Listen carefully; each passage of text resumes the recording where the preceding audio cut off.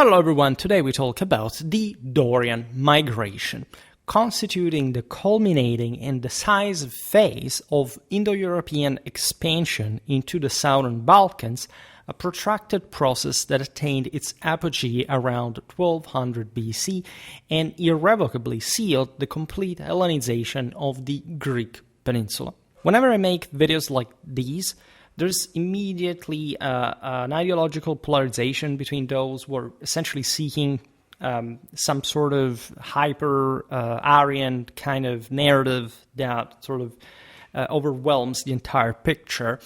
And from the other, especially the criticism and sometimes the complete denial, so in a specular fashion, of the even existence of a Dorian migration, a concept that historiographically emerged, surprise, surprise, from the 1960s onward.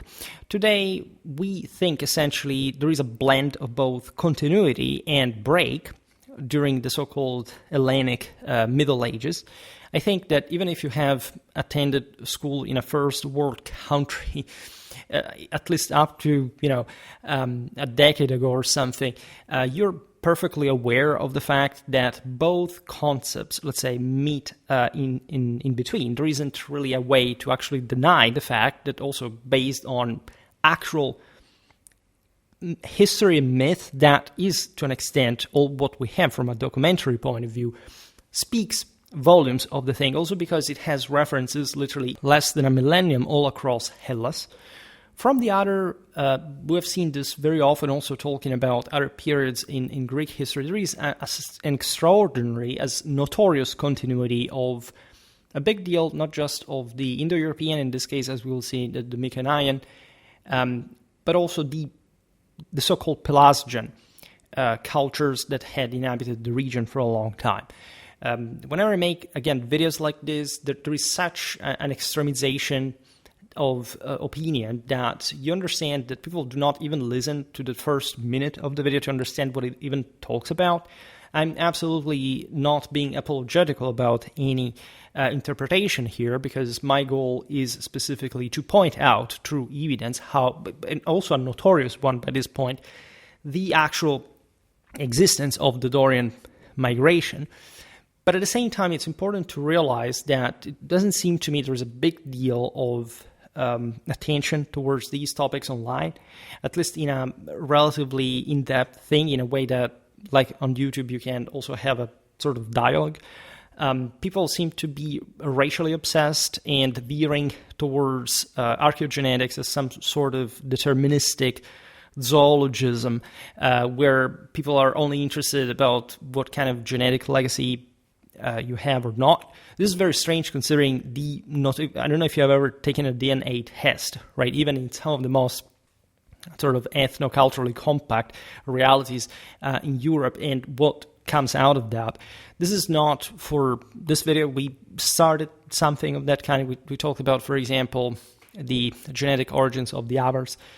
This video here is not meant to discuss specifically that, but something that is way more important, that Indo-Europeanly speaking was in fact the very core of these people's identity and belief. Essentially a moral superiority, a cultural capacity to overwhelm to an important degree, in fact, complete the Indo-Europeanization as a conquest and as a rule of, in this case, one of the most and arguably the most successful, let's say the most important lands that at that point in Europe you could occupy by wealth and general development. The proximity with the Near East already informed Hellas to an important degree.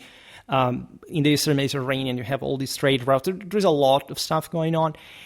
This video is not even aiming at highlighting, even though the Dorian migration constitutes a very foundational moment in the development of Hellenic culture, especially the one that we later come to appreciate as the classical era, that, however, was mostly some declining system compared to the primal core of this specific people, that conferred, in fact, to this land one of the most sort of crystallized notions of forever rule, right, of properly foundational granitic affirmation of Indo-European spirituality. I made already a video about the rise and fall of Hellenic civilization.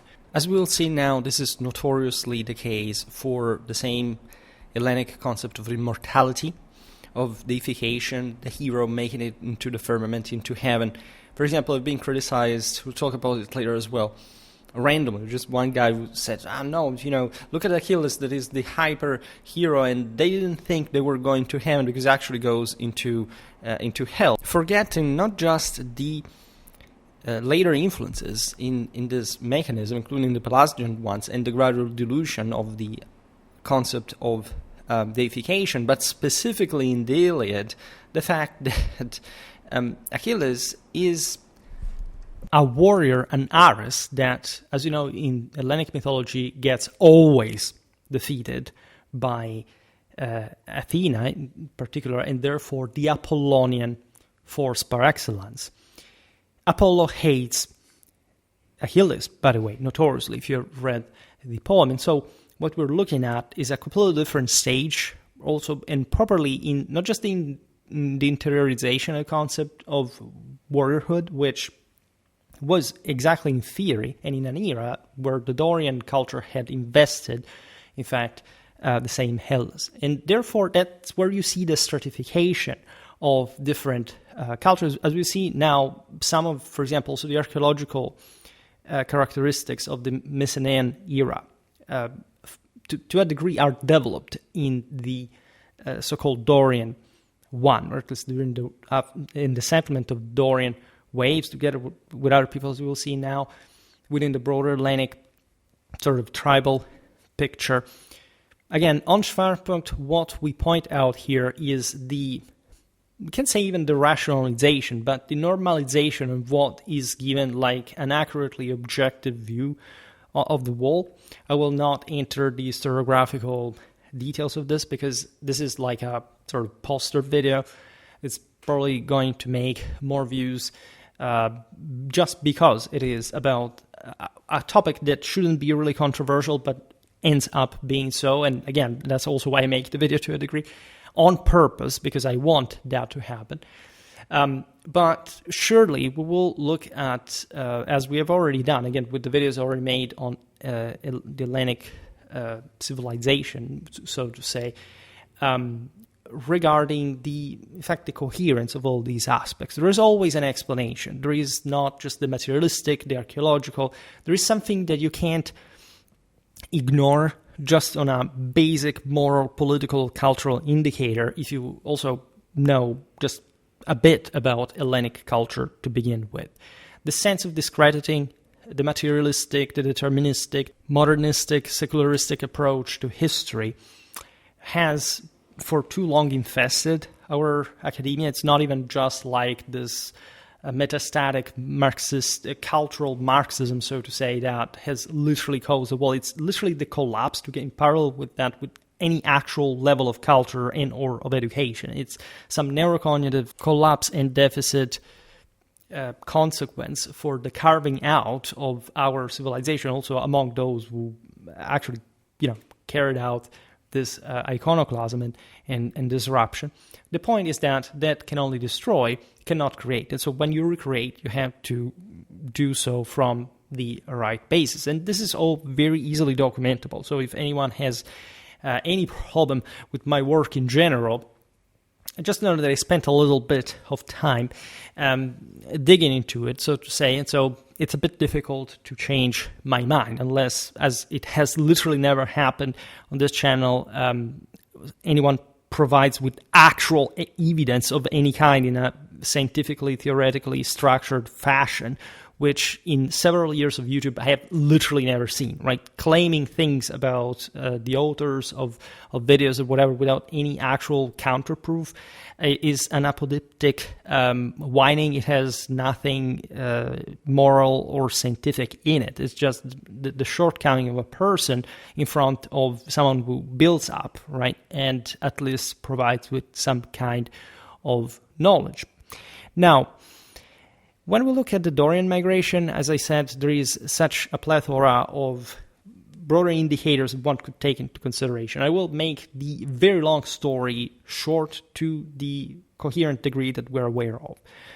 This movement originated among northern populations, compared to Greece, distinguished by the Urnfield cultural complex. I'm going to make multiple videos about this, about prehistory in general. This horizon, so to say, dominated Central Europe from the Eastern Alps to the Middle Danube, extending westward into the Rhine basin and eastward toward the Carpathians. These societies practiced cremation as their defining funerary rite, a custom with deeper antecedents in the tumulus culture of the Middle Bronze Age. What we're looking at is repeated Indo-European waves, right? The bottom line of videos like this, or the one I made about the italics, for example, is that although the Indo-European expansion, the conquest of the civilization of the mother, started from essentially the 4th millennium BC, entwining with the megalithic culture, that's yet another enormous sort of historiographical or pre-historiographical topic that, again, we will cover step by step, had already permeated Europe, right? As we will see now, especially in this case, when you see the Mycenaeans, there is a very sort of eloquently and as fully fledged Indo-European culture dominating very strong characteristics, right?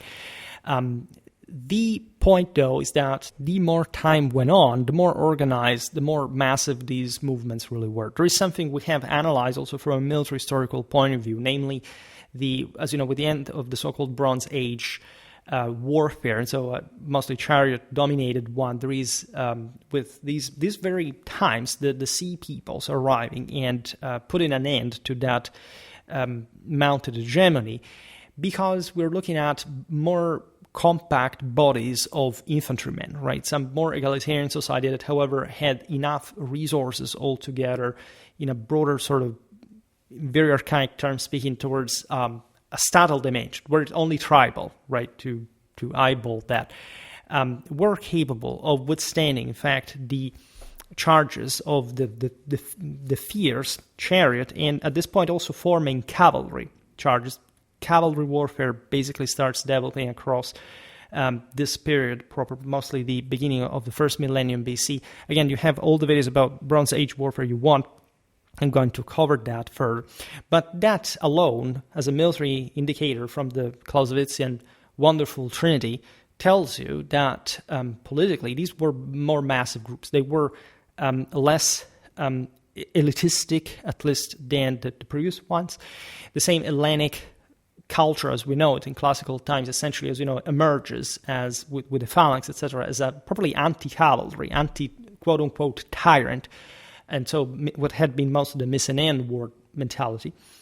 Probably back in the day, the older guys would have said, we were the true sort of traditionalists, and these guys later are sort of the worst one. Now, this is yet also another completely different topic from today, though sort of overlapping. We will not descend into that, right? But we understand that also, as we'll see now, because there is a spin-off here about the Italian peninsula, that what we understand also is, for example, the consolidation of the Italic peoples.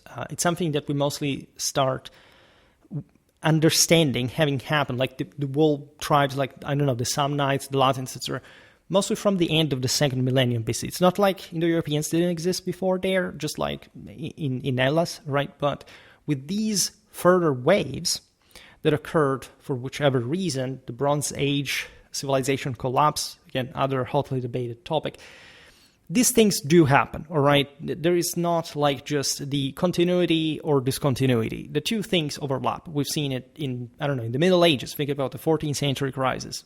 Medieval civilization does not collapse, it actually goes on, but it's significantly shrunk, and there is some other kind of mentality taking over. So this is something very similar, all right? You understand from their specific characters, it was something also more primitive, more warlike, right, compared to the already Indo-Europeanized populations of the Mediterranean that had, as we've seen also in a recent video about, for example, the Etruscans versus Rome, and so the new Indo-European arrivals in the south, some heavy mix not just much as, of course, a demographic one, but especially spiritual, mental, cultural, with the so-called Pelasgians, so the term attributed to the peoples dwelling along the coast in this more fertile and historically more female influenced set of cultural and societal systems. Again, the Indo-Europeans are already there. This wave is the most sort of the quintessential one, the one that strengthens further the ranks, especially in this southern lands.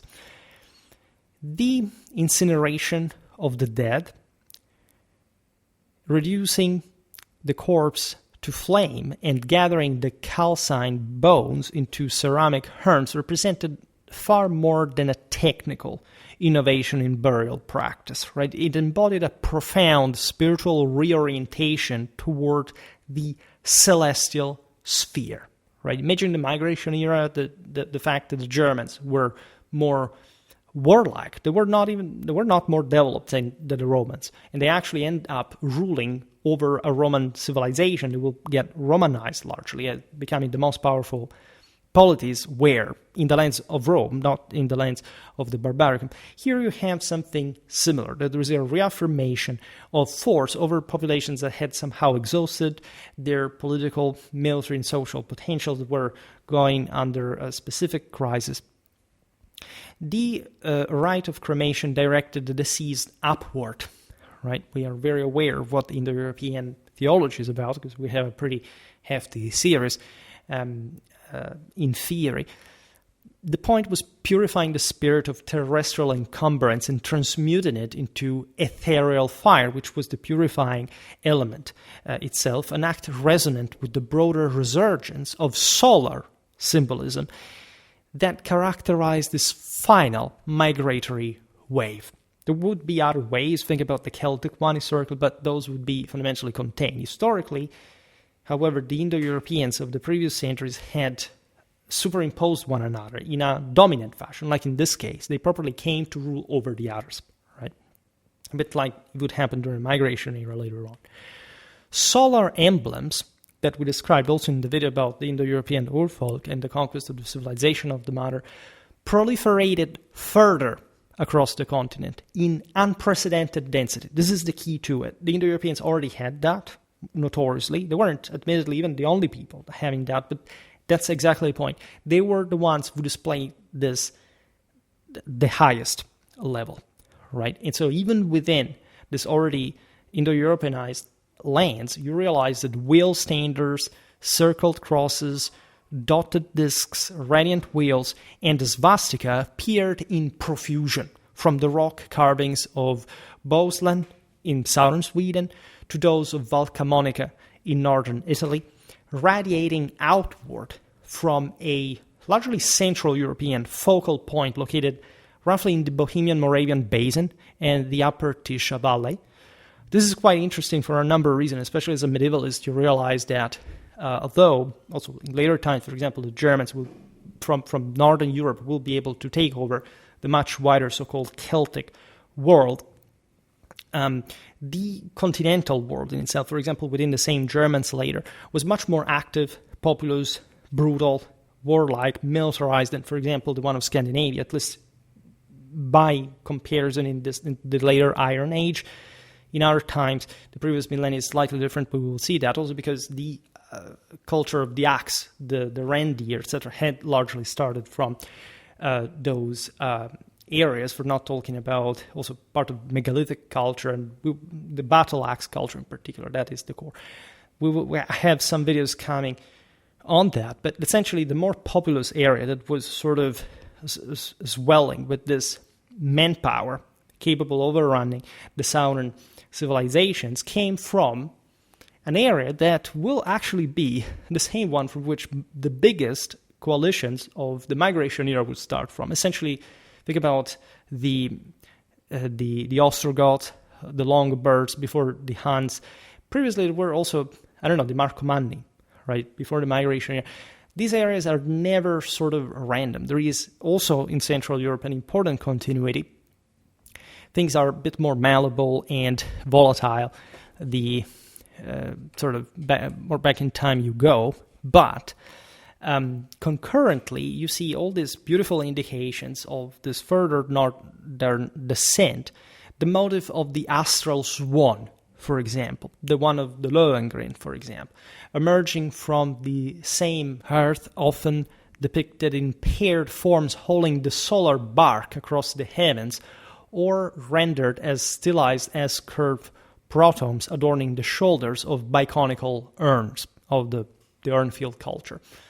As you know, these birds, it's just like the swan, the sacred geese, etc. Think about the ones of Capitol Hill, sacred to Juno.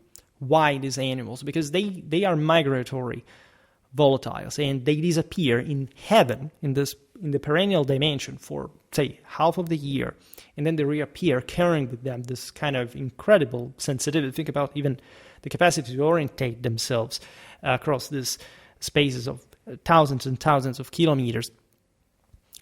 There are deep archetypal meanings behind this. And in fact, this iconography accompanied the Urnfield expansion southwards through the Eastern Alps, not just, again, to the Balkans. This is the same movement that largely, as we've seen in the video about the Italic peoples, crosses the Alps, settles across the Po Valley, and reaches as far as the Latin plain. This is where essentially what we call the Latin people and later Rome will emerge. And again, there were already Indo-Europeans there. There were we know less also about all this stuff is undocumented, but we know the outcome of that, which is all very clear. A bronze solar chariot drawn by a single horse, recovered famously from the Trundholm bog in Zealand and dated to the 14th century BC, provides tangible corroboration for Hellenic traditions placing Apollo, god of light and purity, among the Hyperboreans of the far north. Right?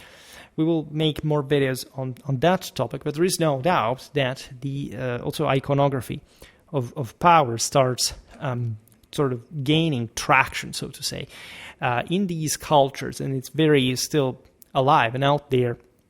I made a video about the Battle of Imera, for example. If you look at those sickle-out coins and the symbol which is always the same, admittedly, the hero on the chariot, guided by the Holy Ghost, that is the Victoria, the winged glory, that is properly the Holy Spirit, the warrior being the Son, and the Son over him, that is the Father. There you have the Catholic Trinity.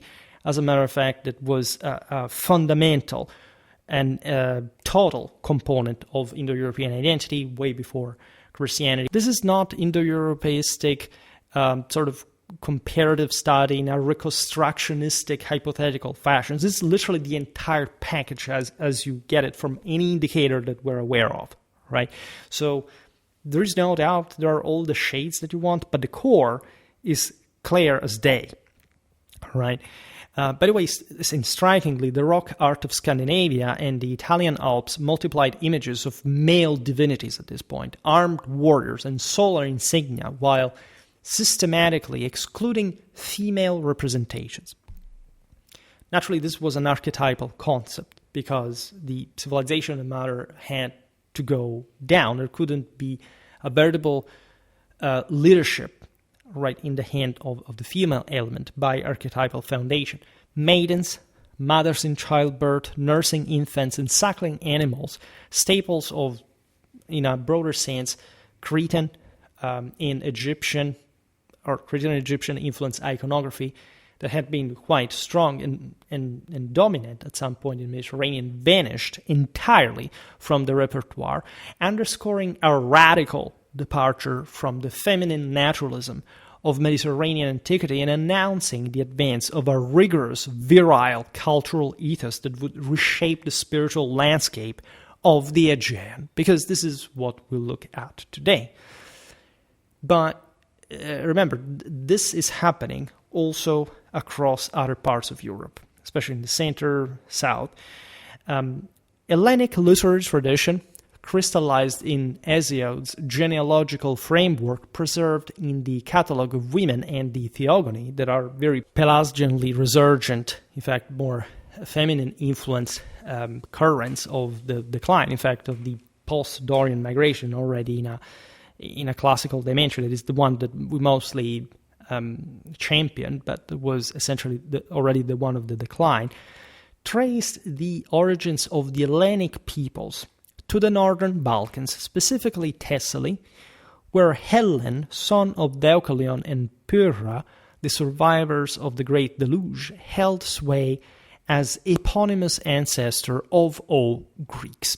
Hellen's three sons, Dorus, Xuthus, and Aulus, lent their names to the primary ethnic divisions: Dorus to the Dorians, Aulus to the Ionians, and Xuthus, through his son Ion, to the Ionians.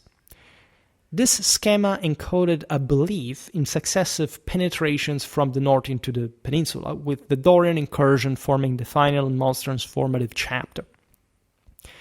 Also here, obviously, every provincial identity that developed in the broader Hellenic world was surely grafted over a pre-existent reality that influenced also the conquerors, that absorbed them to an important degree. But as it happens a bit with the entirety of Indo-European culture, language, mentality, this becomes dominant, right? Becomes really, let's say, affirmed to an unprecedented degree at this stage.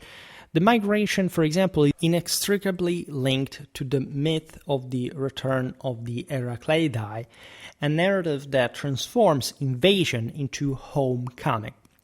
This speaks of what we were talking before regarding the primal concept of divine accomplishment, that is one of the purest expressed in Indo-Europeanistics, like you see that in the Vedas, and fundamentally in the most crystallizedly courageous fashion in the Hellenic world, in part because these were the peoples that, again, conquered some of the best lands out there. And so, just like Delphi properly spotted an omphalon, a center of the universe, overlapping with their own conquest, with their own accomplishment. The coming back of Heracles and his race is something deeply felt in the Hellenic tradition. According to the legend, Heracles, exiled after completing his famous labors, left descendants who 3 generations later reclaimed their ancestral birthright in the Peloponnese shortly after the Trojan War and the close of the heroic age. This is incredibly coherent, by the way, with the picture that we have, and always bear in mind that in all these genealogical works, everybody descends from God, right? This is the horizon. The concept of the fall is literally that we sort of biblically understood mostly as a sort of passive creation. In the European culture is fundamentally just fault, always because of guilt. This is often and oddly, say, denied by so-called Indo-Europeanists, because mostly they're whining about Christianity without even recognizing the Catholic, in fact, also Indo-European continuity that exists in its religion.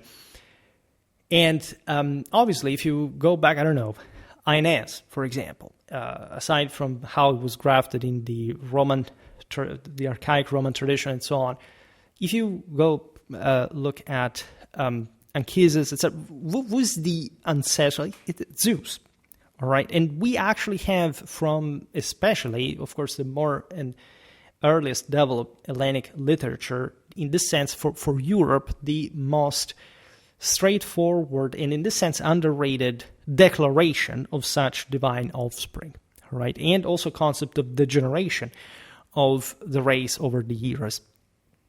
The earliest surviving reference appears in the martial elegies of the 7th century BC Spartan poet Tyrtaeus. Great source also from a military point of view, because it shows you that in that age what what would have fully become the classical politic phalanx by Peloponnesian War era standards, as still with sort of more fluid formations and more heroic bias. And there is something deeply resonating there about the chivalric ethos of the Indo-European conquerors there, regardless of the later sort of foot dimension. Tyrtaeus, who identified the Spartans as Dorians, who had marched into Laconia from Irenaeus in the region of Doris under the leadership of the Heraclidae, so the stock of Heracles. And there, Zeus and Hera bestowed the land upon them as divine inheritance, in virtue, of course, of their work and their blood that is all one with it.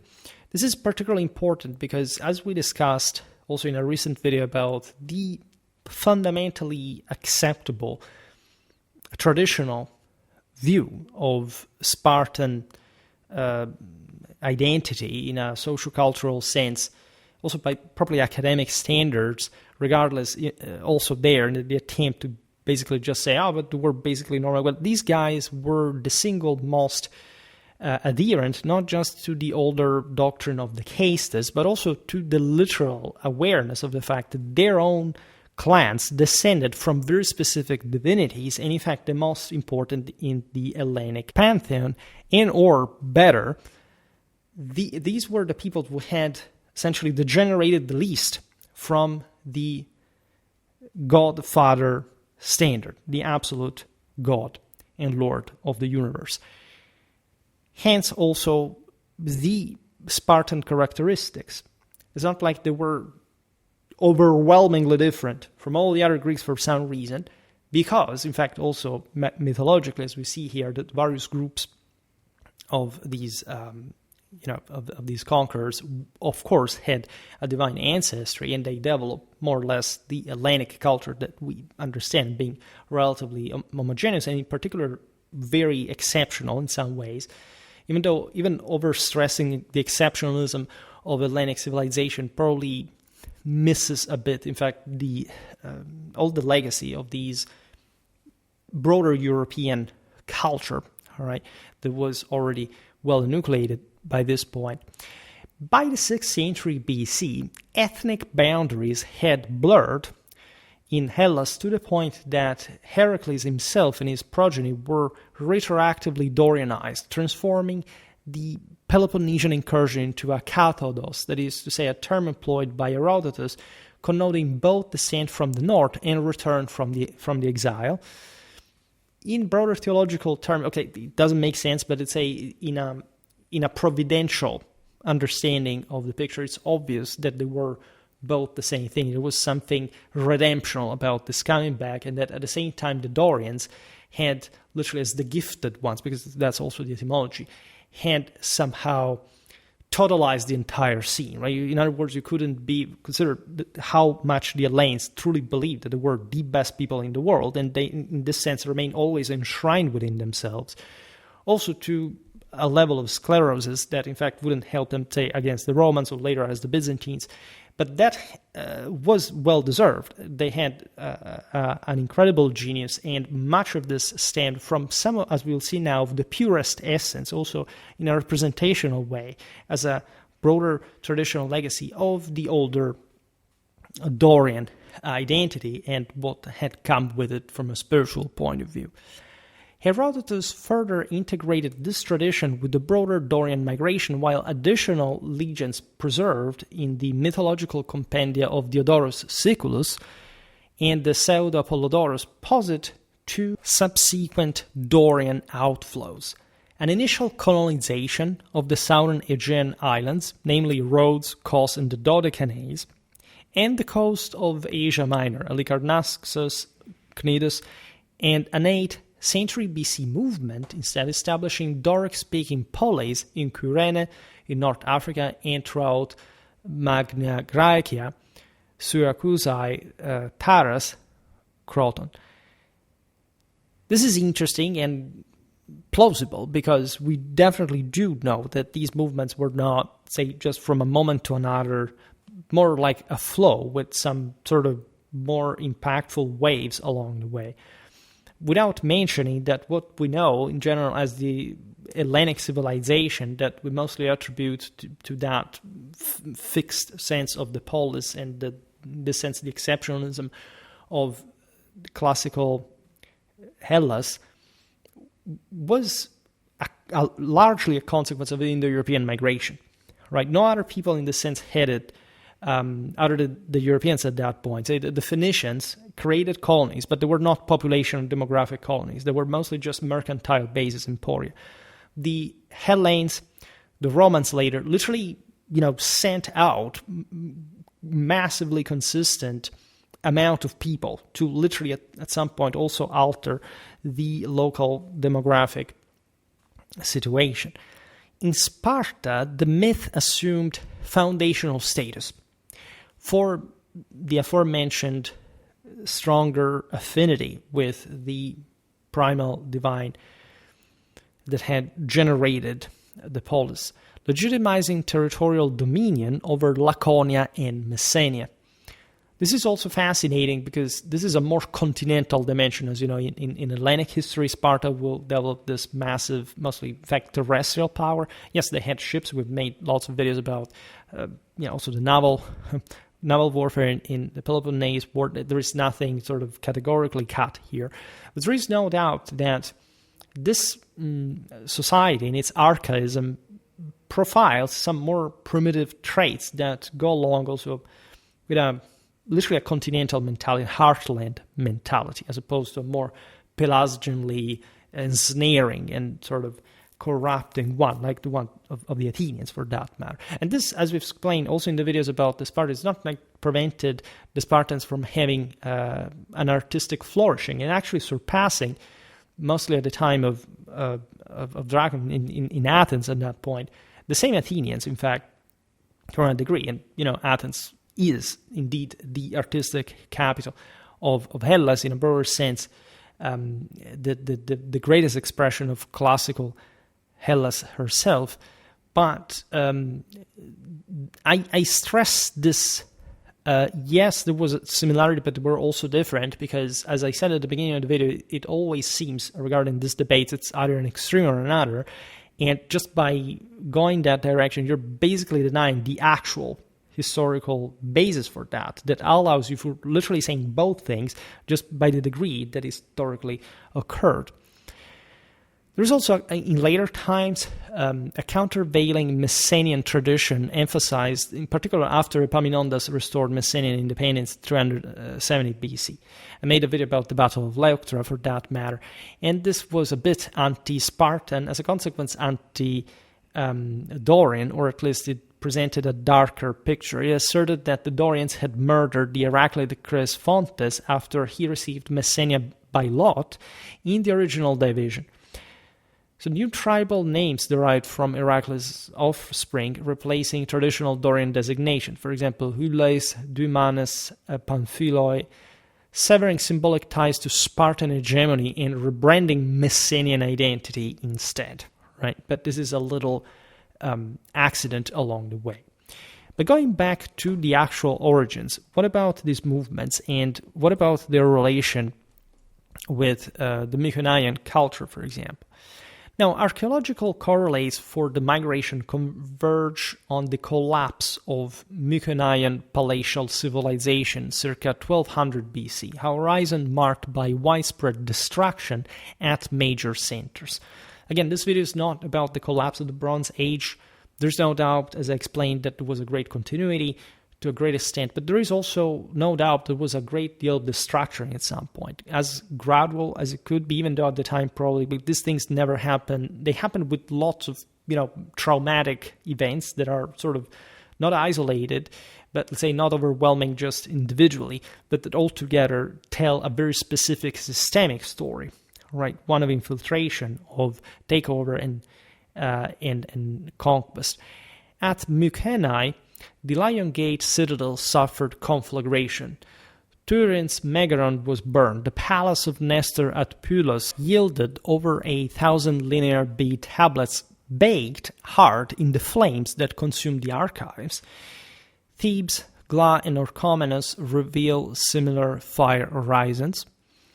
It's not like similar events didn't happen also later in history, right? To a degree, you think about the Celts of Central Europe, the Boii, right? We know, archaeologically speaking, when the Germans arrived, they were really crude and brute, right? And they razed to the ground massive marketplaces that were mostly turned again into some remilitarized and smaller avant-posts, right? Then it's not like everything was razed to the ground, but these displacements did happen.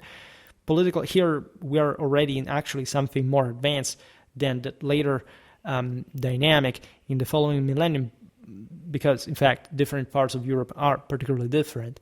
There is no doubt, however, that something pretty critical and sinister happened to the Mycenaean culture, regardless of the undeniable continuity, through a lot of indicators also for their own same culture. Though ancient literary sources remain silent on Dorian responsibility for these cataclysms, and this is not really much of a point in favor of the fact that, I don't know, maybe the Dorian invasion didn't exist, because it's perfectly normal not to actually realize this, especially if this process started from the within of the same Mycenaean civilization through, say, war bands coming from the north that eventually settled other groups along the way. Indeed, the myths emphasize inheritance rather than conquest themselves. A suit of novel material traits appeared, nevertheless, in the immediate aftermath. Bronze violin bow fibulae with swollen catch plates, now two slashing swords with parallel edges, schist graves lined with stone slabs, incipient ironworking in the form of knives and daggers, and above all, the wholesale adoption of cremation, burial in urnfields. These indicators are altogether very fascinating because it's not much just the development of military technology, but as you know, the spread of iron, and so the end of the Bronze Age, is mostly something connected with actually a devaluation of this material. I mean, bronze arms and armor, aside from the fact that they continued being used widely in the Iron Age as well, and they were often better than the iron ones. In fact, were substituted mostly because iron ones were cheaper to create in larger scale and equipping larger amounts of troops. And it's not about the technology, as also, unfortunately, by now, I've never heard anymore. When I was a kid, they told us, no, this people won over this other back in antiquity because, look, they had this type of weapon. They had all basically the same weapons, and these changes were happening along the way.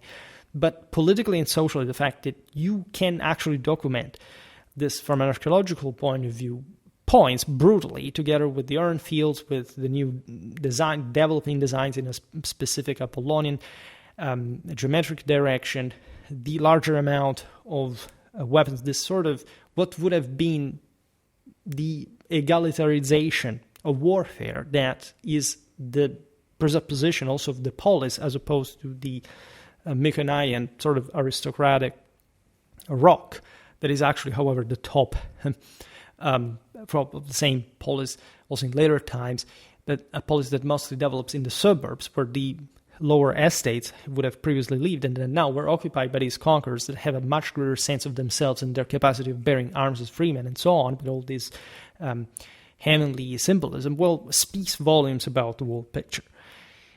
These innovations parallel developments, by the way, in the Central European Urnfield sphere, particularly in Bavaria, Lower Austria, and Moravia, suggesting the arrival of northern population elements bearing a distinct technological and ideological package, at least one that they had developed to better adapt to their own particular political and social configuration. The Mycenaean world itself had been forged 4 centuries earlier by Indo-European speakers who entered the peninsula between 1900 and 1600 BC. Again, we also can document this, yes, to a degree, but the more back in time you go, the more difficult things become. We know even less about that. But imagine these waves as they would continue historically in European history, even though we sort of transformed them conceptually from this millennia before. They work basically in the same way.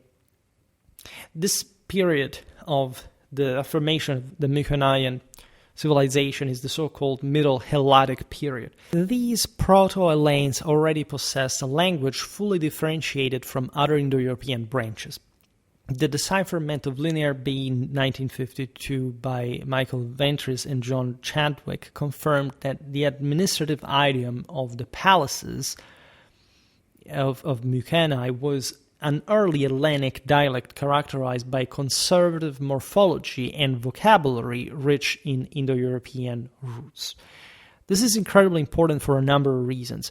The first one is that we can distinguish properly the what would have become the Hellenic language already at this point with clarity, in part exactly because these Indo-Europeans settled in Hellas. For other peoples that obviously didn't write, we don't have much information of, in continental Europe, things are a bit more complicated, and they all come sort of ex post. Think about, I don't know, even the Slavs that appeared, much later in time for documenting their own language and so on.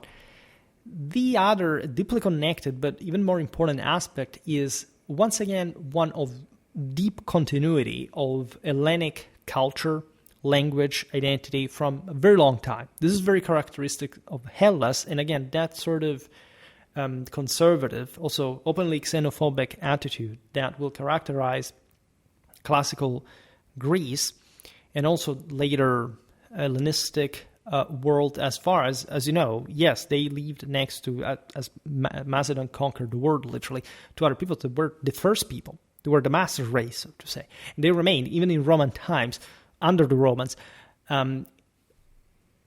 But because they really believed that they lived in a perfect universe, one blessed by God, like over any other deterior worldview and belonging, right? Why? Because when you have a culture that is heavily stratified, also chronologically speaking, like the Hellenic one, you will witness this culture being ever less able to modify itself, right? It's very robust. It's a very developed region. It maintains these characteristics, and therefore it's more sort of sensitive eventually, as we were hinting at before, also with a Pelagian comeback, and a great deal of influence, by the way, of the same Indo-European substratum, as you know, also from the Hellenic pantheon. Way more self-referential to a degree, and from one side sure about itself, about this massive accomplishment, but also being gradually eroded by that sort of more relaxation and softness, so to say, provided that they were still extremely successful people, to say the least, in history, and way after, in fact, even the Dorian migration. The Romans, for example, had apparently a much more recent enucleation of their own identity. The same italics, as we've seen, do not quite straightforwardly appear in a political sense to have had much continuity, also centers of power and broader civilizational development from before the end of the second millennium BC, right? This was a moment, as a matter of fact, of consolidation. Different parts of Europe were differently developed, and so this sort of changes things a lot by those time standards. In any case, back to the Mycenaeans had superimposed themselves upon pre-Indo-European substrates, Pelagian, Minoan, and Cycladic. At some point we will see as a whole what we intend by each of them, a different degree, absorbing cultural elements while imposing their own social order as well. Same Indo-European one. Mycenaean society revolved around the chariot-born warrior aristocracy that exalted martial valor above all else. Elite burials in tholos and chamber tombs contained bronze panoplies, gold death masks, famously enough. Like, if you have had the fortune of visiting Mycenae, as I did, there are a lot of other places, including Delphi, Cape Sunion, Athens, the Strait of Corinth, and so on. You have seen in its, in fact, golden beauty and this sense of divinity that turns. Have you ever, for example, analyzed the Iliad's main characters and all characters, for that matter, names etymologically speaking? Go check that out. Look at what Agamemnon means, what Menelaus mean, right? Also what Achilles means for that matter. And there, as we were saying before, there was a pinch of that more almost Aris barbarian-like kind of in fact, of character that will be, in fact, attributed by the later classical Hellas also to peoples like, I don't know, the Scythians, etc.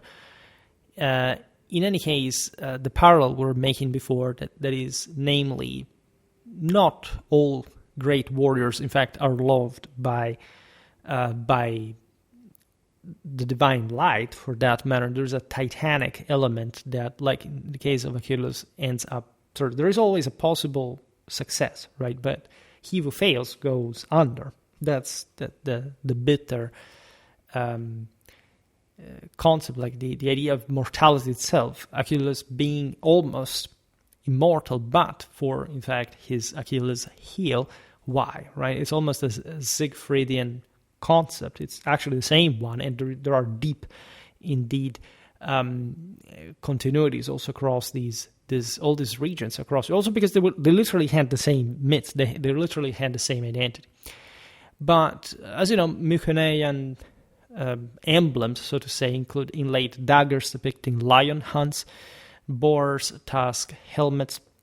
The boar is the symbol of priesthood, by the way, and so also with this reaffirmation of the warrior caste over the priestly one of the south. The Vanaks, notoriously as probably the leader, the king presided over palace-centered polities organized for redistributive economy, mostly for his retinues of warriors, right? Linear B tablets record rations of grain, oil, and wool, mobilization of bronze workers, and offerings to deities, including Zeus, Poseidon, hence also the Pelagian substratum, by the way, and a goddess-designed Potnia. Of course, the Indo-European deities had literally taken over even the sea and the most tectonic elements, but as we were saying, like the preeminence of very specific deities, I mean, the one of the sea, let's say Poseidon is much more important in Hellenic mythology than, I don't know, Neptune is for the Romano-Italic one, for that matter, as we've seen also in some videos about the seaborne raids of the early Italics during, by the way, here, not the Mycenaean period, but the Dorian one. I made an entire video as well among the sea peoples, but they were more terrestrial power in general. Trade networks of the Mycenaeans extended from the Baltic amber route to Egyptian alabaster, Cypriot copper, and Levantine ivory. Mycenaean pottery reached Sicily, Sardinia, and the Lipari Islands, while settlements are attested at Scoglio del Tonno in Apulia and the Lipari Islands by the 14th century BC. Religious life centered on Zeus as paramount sky god, alongside a pantheon reiterating Indo-European tripartite functional traces, sovereign, warrior, and producer deities. Yes, the Indo-Europeans had a tripartite system. It's not a myth. It's not like Dumezil came up with this, and the fact that obviously the pretty large amount of mythological texts do not 100% support everything overlapping at the same time, that this interpretation was particularly rigid. There were plenty of other gods, but if you look at, say, vectorially speaking and perspectively at the relevance of the various functions and what they especially work like together, that's a wholly different story, right? And absolutely, the tripartition, the Holy Trinity, was all constitutive, foundational, and essentially total part of the Indo-European identity. It's literally, the Trinity literally explains the process of divine transfiguration. I made lots of videos about sacred royalty, about the traditional, doctrine of the afterlife, the ritual functions, the primacy and divinity of the patricians, of sacred virility. It's all there, and it's all also, in fact, in this early symbology, even before the Dorians in Hellas. Linguistically, a bifurcation emerged around 1400 BC between a southern Hellenic dialect spoken throughout the peninsula and a northern variant preserved in the Epirode homeland. So we are in the west. The diagnostic isogloss is the treatment of Indo-European themes. Southern dialects shift to C, for example, Fortius becoming Foros, carrier, notoriously, like the Tura of Oroi. That's what that historical military unit video made about them. While Northern retained the Thi, and so Fortios. There is, as you know, in Hellas, also a quite snobbish sense that basically just Athens and Sparta are the true Hellenes by some sort of degree, by some level of success also, right? And that the others were all some sort of mix of barbarians. And indeed, our concept of classical Hellas, also the Hoplitic phalanx and so on, basically revolves around that sort of narrower, albeit sort of more important area. Now, contact between the two zones that we just outlined. Remember, this is early on in the second half of the second millennium BC, persisted across the Pindus, preventing complete isolation, by the way, between the two. The Dorian intrusion around 1200 BC precipitated the Mycenaean collapse, whether through direct military conquest, internal upheaval among marginalized Northern Hellenic speakers, or obviously a combination. This problem remains unresolved. What remains unresolved? If you studied the rest of history, you perfectly know how these dynamics happen. This structuralistic categorism is a mental illness. It's not like a fully developed human being is supposed to think. Now, there is an undeniable trigger here, sweeping demographic reconfiguration as well. Hellas entered a protracted dark age, so-called dark age. Again, the same concept has been the Hellenic Middle Ages has been overwhelmingly discussed, and obviously, yes, there are some dynamics that do not fully espouse the idea of a complete collapse or whatever. Perfectly normal. That's exactly also what anybody would expect, even after an invasion. This would have also reinvigorated, by the way, from terms of manpower and labor force, given the fact that there were also lots of slaves likely brought along by these tribal warlike populations, even though most of the subjects came from the places that they were conquered, also because they were much more densely populated. This period, again, 1200, 800 BC, we have seen this from a military historical point of view, especially the latter end. You know that after a while you have the Argos panoply spawning, so the beginning of this, the embryonal classical Hellenic hoplitic phalangitic system profiling itself, stemming, as we see also from the early armor, that was pretty much more heroic and heavy and resembling, the Dendra ones in a linear sort of development towards, in fact, ever lighter models for, in fact, ever larger armies where you didn't need much that sort of heroic individual capacity, but rather a collective training, is indeed marked by economic contraction. This did not happen only in Hellas. It happened pretty much all over the Eastern Mediterranean. We know the Sea Peoples. And surprise, surprise, again, who was crossing the Mediterranean, plundering up to Egypt, if they got lucky, because at some point they got also defeated. We know, we've seen it also in the video about the early Italics. We're very aware, also archaeologically, that this was a thing, and it was part of a broader movement that was definitely exploiting even an internal crisis of the Bronze Age civilization. We witness also clearly the population of former palatial territories, technological regression to a degree, and political fragmentation into small autarkic communities, so more primitive systems, albeit, in fact, ones with a flatter level of establishment. It's a bit like, again, the migration era. The Germanic nobility established itself also on the Roman latifundi, but what sort of remained of them? They were much more disintegrated, parceled out. So it's not like they individually had more power than a senator that had historically, latifundia scattered across half of Mediterranean. Right? So what happens here is something very similar. And it perfectly aligns also with that kind of anti-cavalry, anti-chariot mentality that is associated in the early sort of polis period, properly as a rebellion against these so-called tyrants that were at that point, by the way, as you know, controlled, co-opted, hegemonized by the Achaemenid Empire, that being a much more feudal one was sympathetic toward that kind of aristocratic authoritarian rule, as opposed to our what you would call like the Hellenic quote-unquote democracy, which didn't quite literally exist even under Pericles as a democracy, which is a terrible word. I mean, I deeply despise people who think that, let's say, our world as the West is bad because it is democratic, but indeed the name democratic means something, in fact, does not apply to the reason why the West is superior. In fact, a democratic world would be a world in which the fourth estate rules, and this never happened in any phase of history.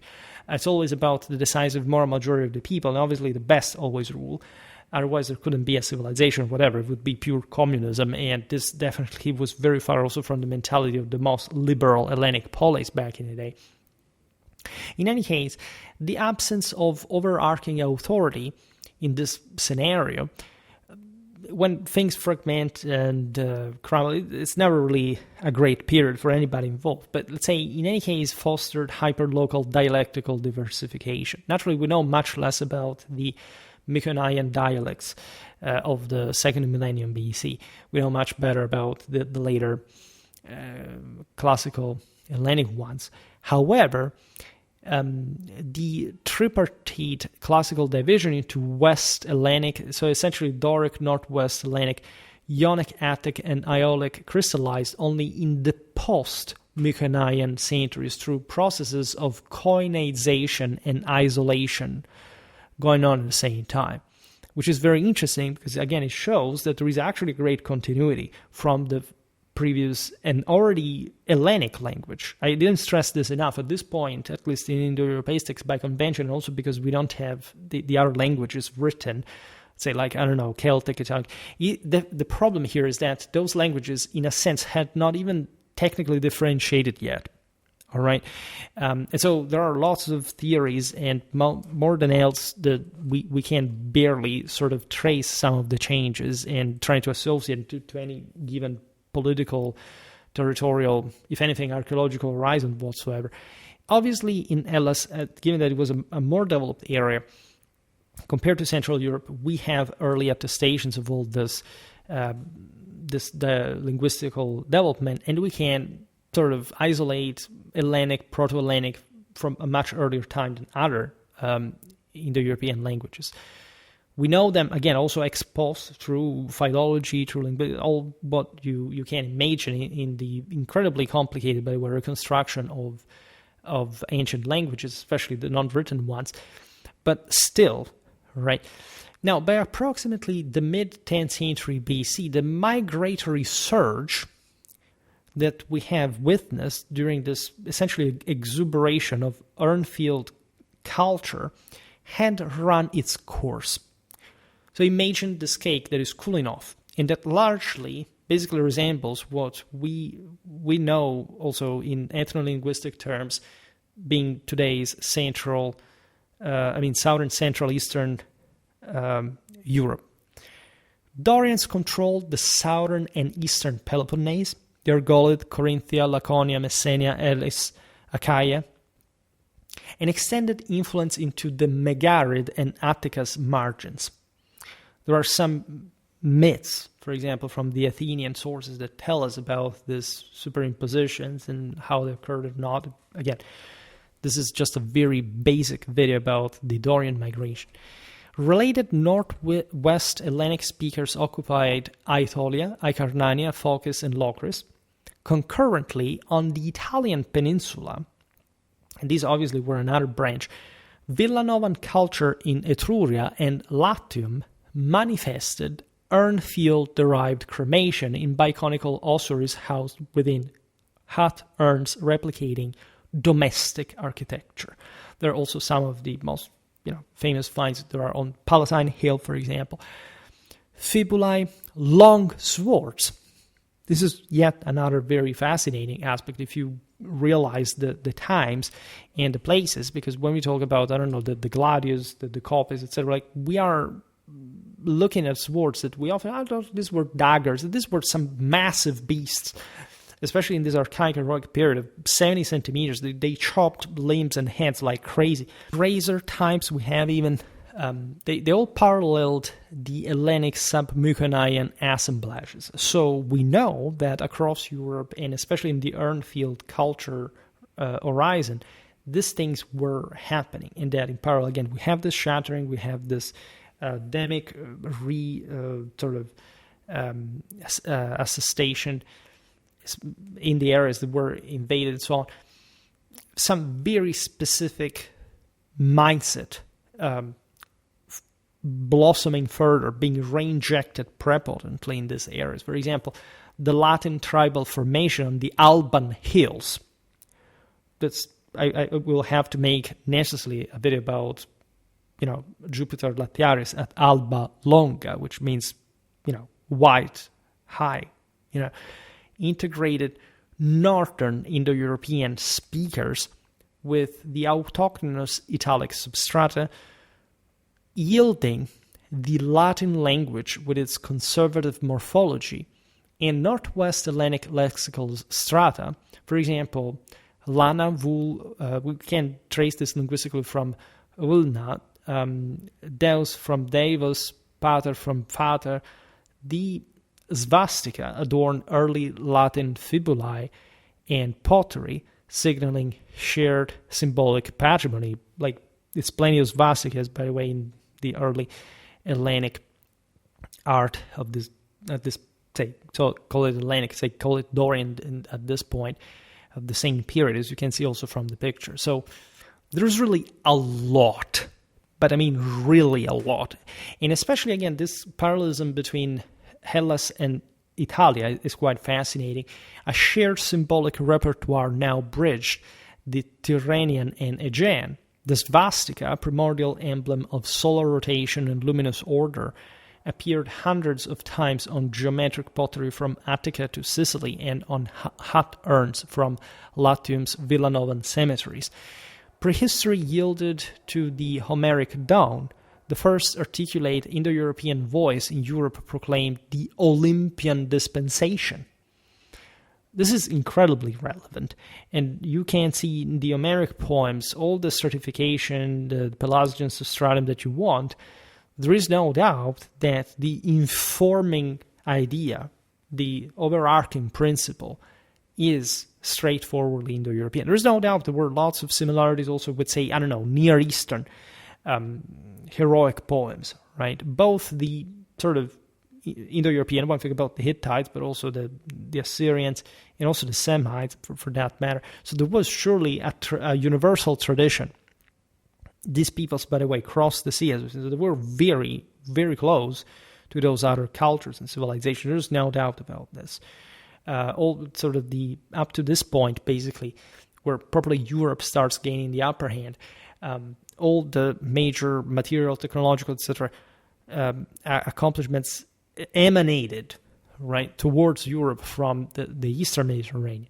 Now, from 2.5 millennia of religious prehistory, one divine name quite and traumatically meaningfully endured, Deus, designating both supreme deity and radiant firmament.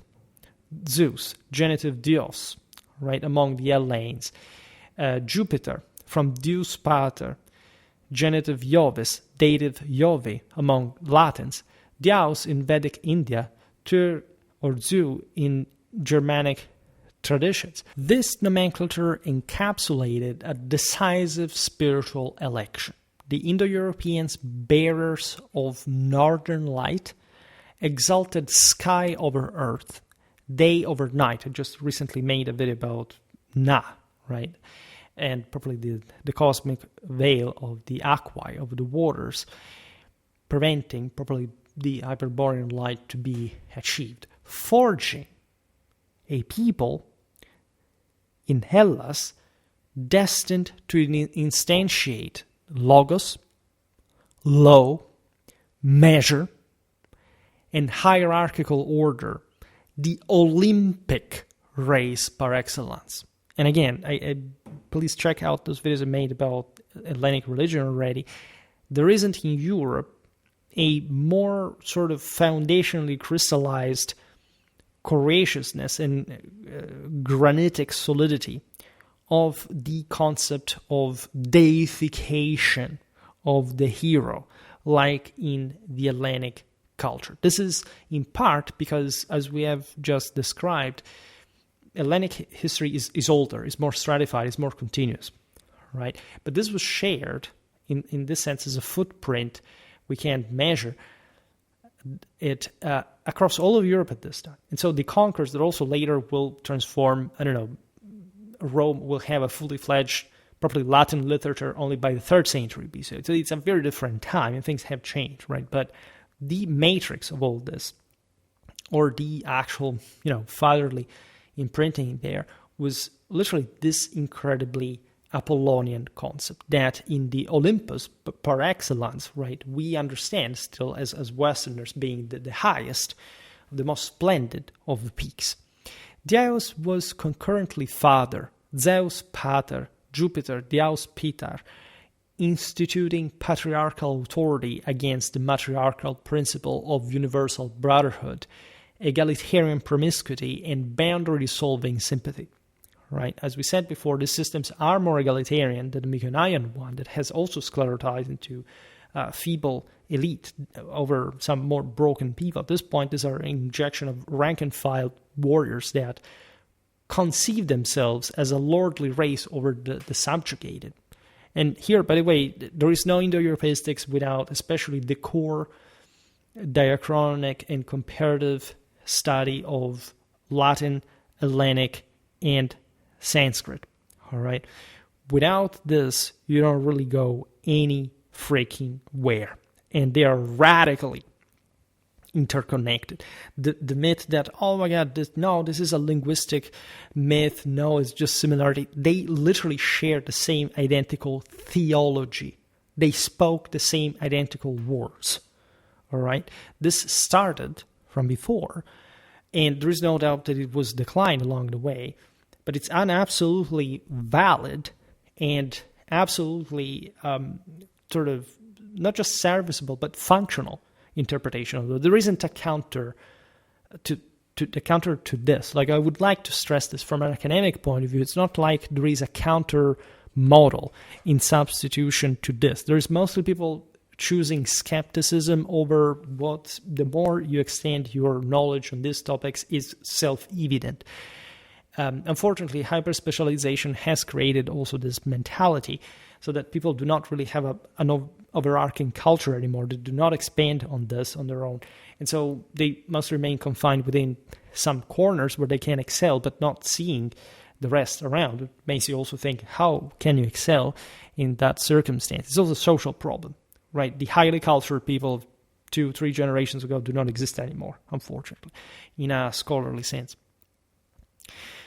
Now, where the mother, here in an archetypal sense, engendered undifferentiated kinship and philoxenia without limit, so philoxenia means essentially love for the foreigner, right? The father of the Indo-European world demarcated family, lineage, state, and race. The same Hellenic xenophobia, in a sense, compared to mostly the Romans in terms of citizenship extension, which was never like throwing rights at people for no reason, as you also been taught in school, unfortunately, as if these were republican or democratic systems.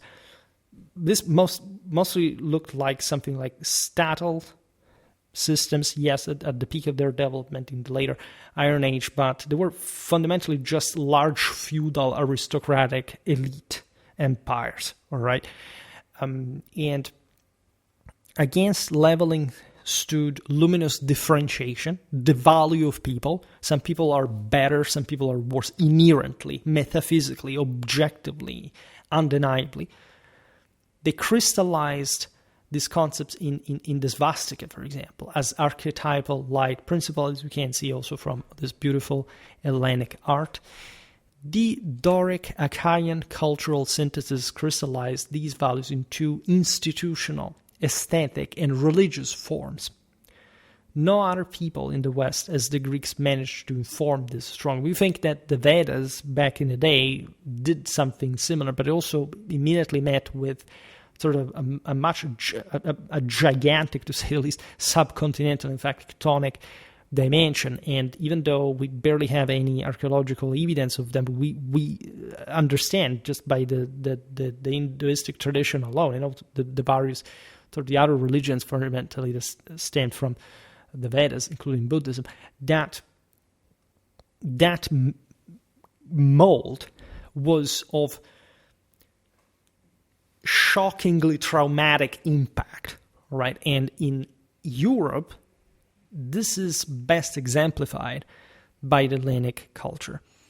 Kings bore epithets such as Diotrephes, that literally means Zeus nurtured, which is a beautiful sort of Holy Ghost kind of sense of how you accomplish this. Zeus properly provide you with the nourishment of your own providence, of molding the world, and you tend to align with him. That's the concept. That's how potent deification was, especially in the Heraclean concept of the Dorians. Diogenes, which literally means Zeus born, right? Properly of the genes of God, right?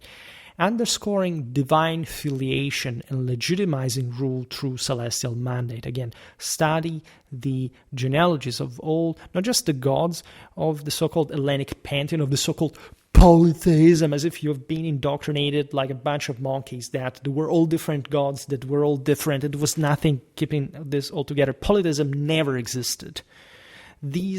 All these deities were just the hypostasis of the greater one in an monotheistic sense and as a product of the fall. All right,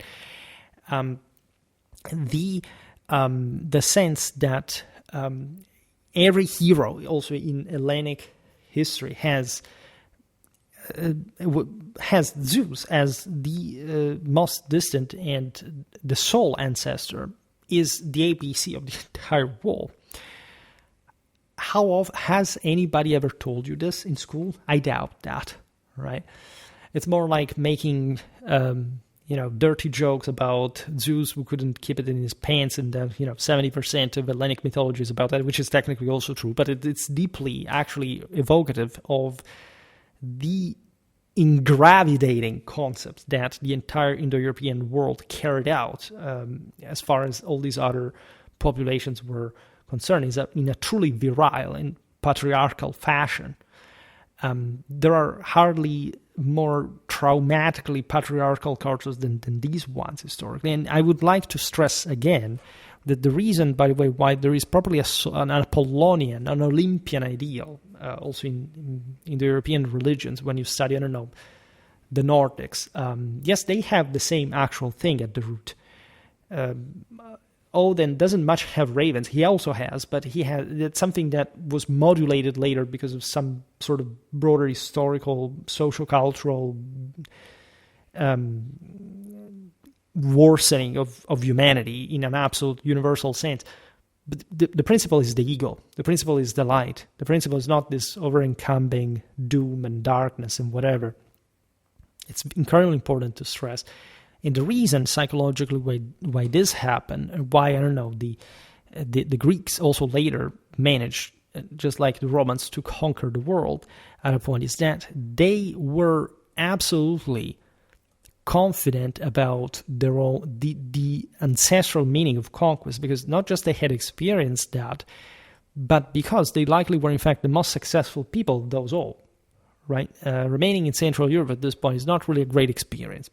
To begin with, ruling from Southern Europe is a much better place to be in. So if these are the last great waves of conquerors that managed to ethno-culturally mold these countries in their fundamental, will be proto-national identities, it is because these are the most successful peoples among especially the Western branch of the Indo-Europeans. Delphi. This is clamorously probably in a religious and mythological sense, is designated as the omphalos, that is navel of the earth, right? It's not simply a local cult. It's literally the universe is probably starting from there. Obviously, any other people had something similar, but Delphi was true for the entirety of Hellas, right? So there was something much bigger about this than any other sort of local sanctuary, as the ones that existed everywhere, like we've just seen in the video about Montjoie Saint-Denis, that especially after the Roman Empire, the entirety of Western Europe was dotted with mounds, altars, citadels of Jupiter everywhere. The same happened actually in Central Europe in its own scale, right? We've seen it in the video about the slumbering German monarchs, as a matter of fact. Delphi thus emerged as the preeminent sanctuary of Doric civilization. Its oracle, originally dedicated to Gaia, so the Mother Earth, and guarded by the chthonic serpent Python in Latin, was seized by Apollo after he slew the monster and established Hyperborean purity rites in the same place. This is the redeeming force, right, of God. Today, by the way, we just look at the foundation. There is the fact that these rites had to be repeated several years because in the underworld, literally underneath Delphi, so underneath the whole world, there was these sort of compressed, subjugated deities that risked to resurge and take over. This is very present in the Hellenic world. In fact, the other criticism against the Indo-European reading, which is actually not a criticism, is that, but look, the Hellenic world has also lots of Pelagian elements that have nothing to do with Indo-Europe. Yes, because there is no place where this does not happen, and it's absolutely normal.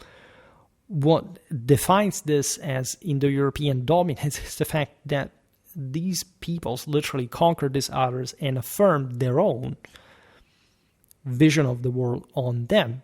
And also, as we've learned over extensively from basically every possible existing anthropological, religious, historical study, you could not rule the world if you did not tame, possess, and redeem these darkest forces. This was not an exclusivistic, selective, even for the xenophobic Greeks, dimension where people lived separated just from one another in the sense that there had to be no relation. They had to be separated in cases, think about the halos in Sparta that literally represent, again, that purer concept of the doctrine of the castes, but in a hierarchical fashion. The better above, the worse are below.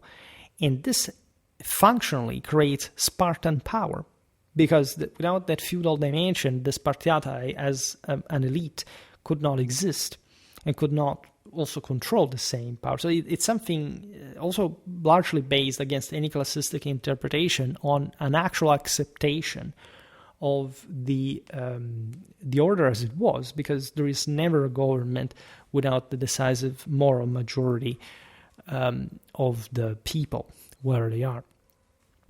Ritual commerce with divinity followed the do ut des principle. Kings alone performed blood sacrifice, mediating between mortal and mortal realms through the controlled violence of the altar. This is very much out there also in the Mycenaean period, you know, it also from Homeric epics, like the Achaeans do not leave for Troy before the king has sacrificed his own daughter. On the altar was probably a sacrifice of blood, so there is something we have seen also in the ritual, the patriciate, and so on. These men essentially vehiculate, as we've seen in their appellatives, divine power themselves, in virtue of themselves, not as passive vessels.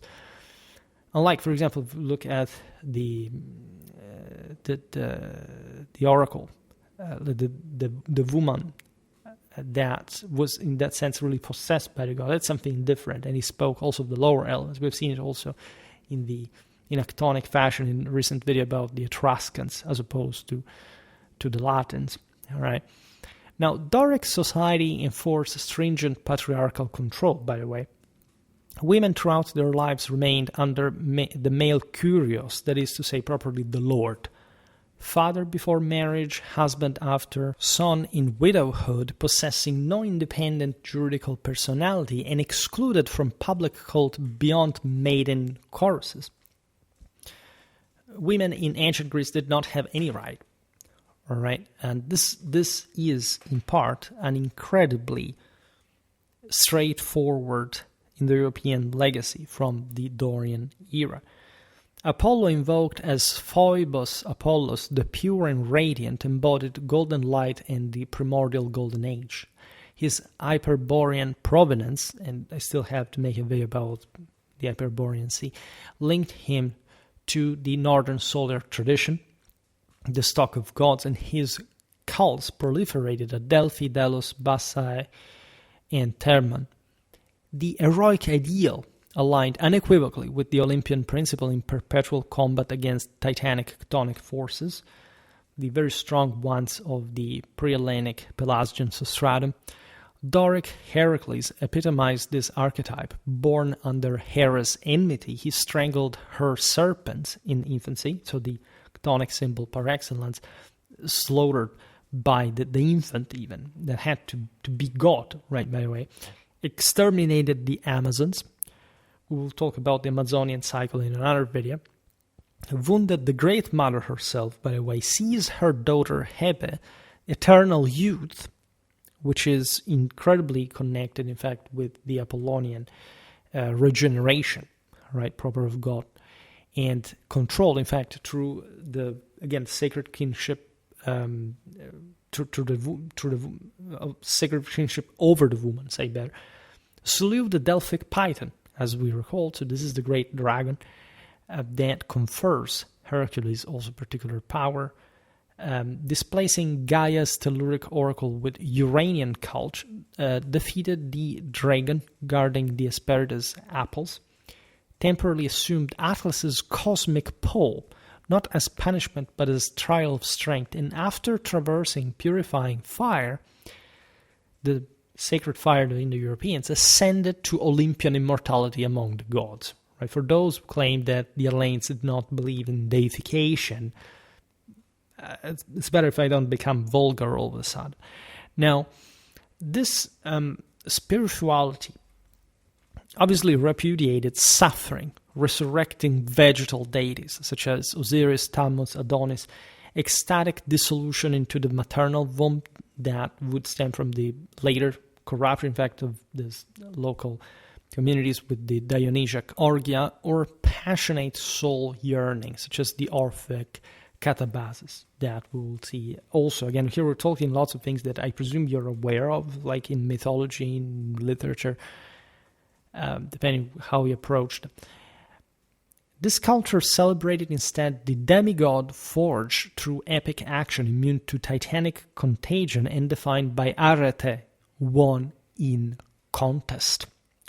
I can't stress enough how Heracles' deification fully marries in Hellenic tradition the ideal of the warrior making it into heaven, against any sense of defeatism and no, you can't do it, like in Gilgamesh epos, for example, in the Semitic world, but also in other Indo-European cultures later on, say by the Common Era. Basically, if you look at, I don't know, the Germans, etc., they had already lost.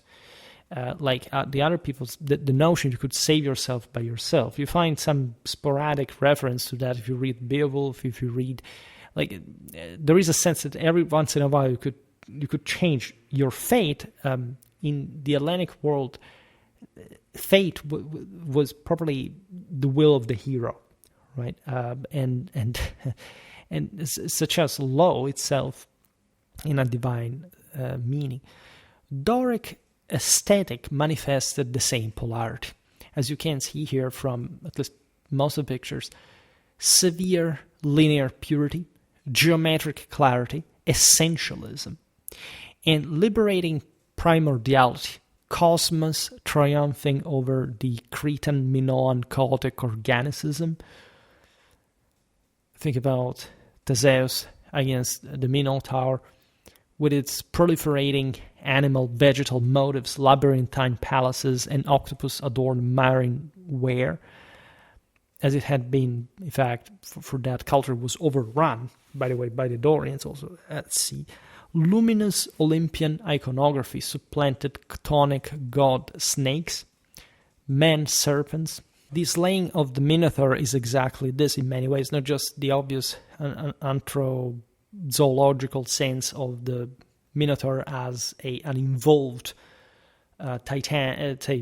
deity towards a titanic, but also, in fact, lower dimension, half man and half something deterior, monstrous, big, but essentially dumb. Theseus uses a very, in the story, like rational mean to districate himself across the labyrinth, by the way, because he has received the help of the woman that was, in this sense, imprisoned as the prime woman, the one worth an Indo-European hero.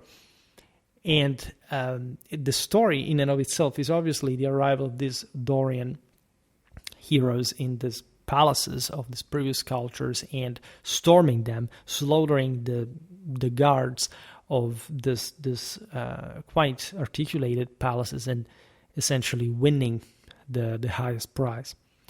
Luminous Olympian iconography supplanted chthonic god snakes, man-serpents, donkey-headed demons, black horse-headed goddesses, subterranean fire magic, and water deities.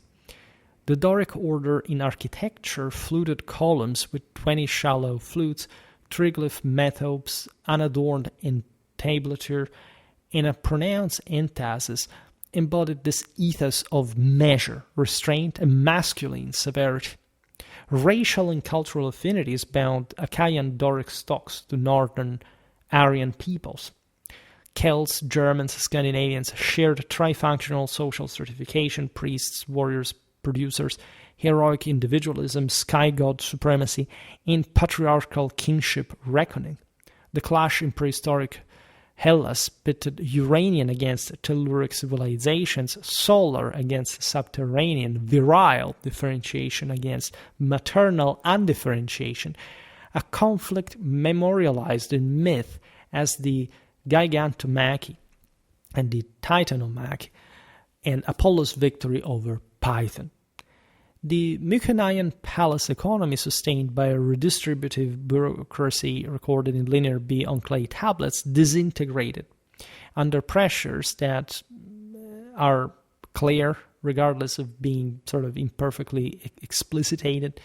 Seismic catastrophes destroyed the citadel of Gla. Drought may have disrupted agricultural surplus, but environmental explanations are always the lazy ones, like men do enough, right? And compared to natural disasters, and know also how to navigate themselves across this. The sea peoples, heterogeneous raiders, including the enigmatic Pelasat, Tjeker, and Danian, disrupted maritime trade. We know that much. Internal revolt among subaltern populations is suggested by the absence of defensive preparations on many sides, which could also mean that the Dorians witnessed to a veritable rebellion in the south and exploited it to eventually punish into further subjection the sort of the lower inhabitants. Hence the necessity, as we've seen, to revive actually fairly frequently, the foundational rites at the same Delphi, at the center of the world, against these chthonic forces.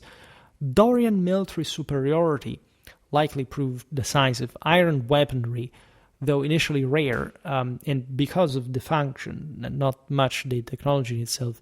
Infantry tactics, in fact, emphasizing close order combat, and something, in fact, very embryonally, and at that point also not quite the sort of describably, and also not very differently profiling as the disciplined phalanx formation that wasn't, at least in the level of the masses, this overwhelming level of order, but that was something changing, especially towards the later era as well. In any case, the earlier Dorians were in fact much more sort of warband-like, and they hadn't quite absorbed what, for example, the Assyrians will bring to top as this linear formations of heavy infantry. They fought well anyway, right? And if anything, the same Hellas was not as advanced as part of the Near East. And this is why the Mycenaean chariot elites were overwhelmed. Their bronze armor and tower shields proved cumbersome in broken terrain, especially if the local numbers came less, because your rule had been too tyrannical. Hence also the broader classical political concept that the tyrant is antithetic to the more egalitarian power distribution within the polis. Post-collapse settlement patterns reveal the population of the Argolid. Mycenae's lower town is abandoned. Messenia, Pylos is deserted, and Boeotia. Survivors contracted into defensible uplands, as in Zagurius and Arcadian mountains, while coastal sites like Lefkandi on Euboea maintained continuity through trade. You have this further fortification in smaller places. It's all typical of an invasion of a crisis of some sort. Ceramic sequences transition from late Hellenic 3C sub-Mycenaean, crude handmade wares, simple linear decoration, to proto-geometric, that is, compassed round concentric circles, pendant semicircles, with the reappearance of the multiple brush as well. Cremation becomes normative with the Dorian invasions in Attica. The Argolid and the Peloponnese inhumed burials persisted in marginal zones such as Achaia and the Ionian Islands. Iron replaced bronze for tools and weapons by the turn of the millennium, though bronze retained prestige value in votive deposits. Naturally, this is all very gradual. We're making it sort of systemically sort of concise and sort of straightforward, but of course it's all very nuanced. There are oceans of inks spilled on this.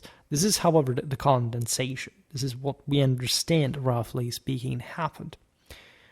Trade networks contracted sharply. Baltic amber and Phoenician luxury goods, for example, ceased to circulate. Population estimates for the Hellenic mainland plummeted from perhaps 600,000 in the Palatial era to under 200,000 by 1000 BC. It's all very debatable, but this is also a disaster figure, but it may have actually occurred, with the Argolid losing an estimated 90% of its inhabitants, which is also debatable. From this nadir, recovery commenced unevenly across the peninsula. It's like when you say, the Black Death actually wiped out 1/3 of the population. Really? We're not even that sure about that. We can't really simply count this. It's just a concept that we emphasize to stress the brutality of it all. But you can imagine in the first millennium BC, it's all much more difficult to measure. We, however, have as indicators something straightforwardly telling us of crisis, all right? And we also witness after this a revival, right? By the 10th century BC, proto-geometric pottery attained technical refinement in Athens and Lefkandi, the latter site yielding a monumental tumba burial, the Aeron, with Cypriot bronze tripods, Phoenician gold jewelry, and an amphora imported from Cyprus signaling renewed Eastern contacts, including also predatory ones, telling the truth. Remember, these were largely also the same sea peoples, right? So the 9th century witnessed the crystallization of the geometric style. This thing had already existed from a while, as we've seen also in the late Mycenaean period, but at this point we start knowing it much better, and also the symbolism makes everything sort of clearer. Mandroid patterns, silhouette horses, mourning figures with triangular torsos, and ship processions adorned large funerary craters from the Dipylon cemetery in Athens. Concurrently, the first iron swords, bronze cuirasses, and crested helmets reappeared consistently in warrior graves at Argos, Lefkandi, and Vergina, heralding the hoplite birth, so to say. It's a big concept this early on, but as you know, this was a long-term process. It will take centuries before it came to at least this is always our problem, it's our own standard, what we think to be a classical political phalanx, that does not necessarily dictate what was happening at the time. I made an entire video about the Argos panoply. That is, in fact, the most sort of proto-politic concept you can see. The stuff was coming to essentially adapt to the Hellenic version of linear tactics that had been developing in Assyria. There are also very strong contexts among the Neo-Hittites as a medium of this panoply. This stuff will reach the Etruscans, the Italics. I made an entire video about that, for that matter, provided that you remember that, in fact, those peoples never had what we call, in fact, the classical Politic phalanx. So population at this point rebounded. Nucleated settlements coalesced into protopolis with defined agorae and sanctuaries that, however, had already existed, just the distribution of population and properly their political organization is changing substantially. Oral epic traditions crystallized into the Homeric poems, preserving Mycenaean realia, boar's tusk helmets, tower shields, silver-studded swords, the figure 8 body shield within an Iron Age social framework dominated by basileis, so kings competing for time and kleos, that is, honor and reputation. You can argue that, as I was saying since the beginning, that by this point already, the primarily characteristic Dorian identity, we're talking, after all, half of a millennium since the arrival. So there is a plenty of time for this thing to dilute, right, and to crystallize into an echo already of those first generations conquerors. So everything adds up, also in a cultural sense. And again, all the studies anthropologically, polemologically about the Iliad, we can discuss what the kleos is and how the Homeric warrior sees the world and afterlife. But remember, if you are complaining, I had people complain, one person complain that Achilles goes to the netherworld. The fact that Apollos himself, the Hyperborean deity, hates the guy, and that Titans end up in hell, like, there is something deep there, right? It's something about the negative destiny of humans to a degree, declining from the Heraclean ideal. And Achilles is not Heracles. And again, you find parallelisms of this because it's, after all, a universal tale of human struggle that can't quite be men in a divine sense. And the race degenerates, but still the principle remains, right? The perennial dimension remains. The Iliad and Odyssey, composed roughly, say, in the second half of the 8th century BC in a Ionian, by the way, Koine, that was also the more culturally thriving. As you know, what we call philosophy in a Western sense was born there, and also as a sort of modernization and secularization of some very famous sort of metaphysical principles that you can, if you study Thales of Miletus, Heracles, all these great names of philosophy, we often teach them to kids as, this guy believed this and this guy believed that. There's no background to see here, don't worry. I started an Indo-European theology series exactly to show you how much consistency there was before this, right? We celebrate a bit too much, at least in a foundational sense, the classical Hellenic civilization without realizing what actually created that and how it was just at this point already diluting from the original form. There are definitely archaic elements in the Homeric epos, articulating, for example, the aristocratic ethos that would define later also the archaic polis.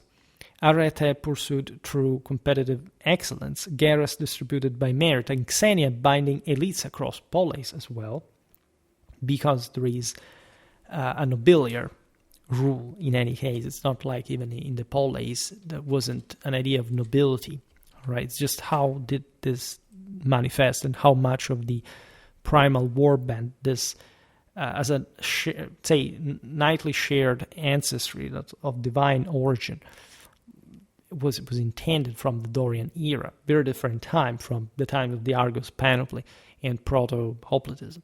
The Dorian settlement of the Peloponnese unfolded in phases over 2 centuries.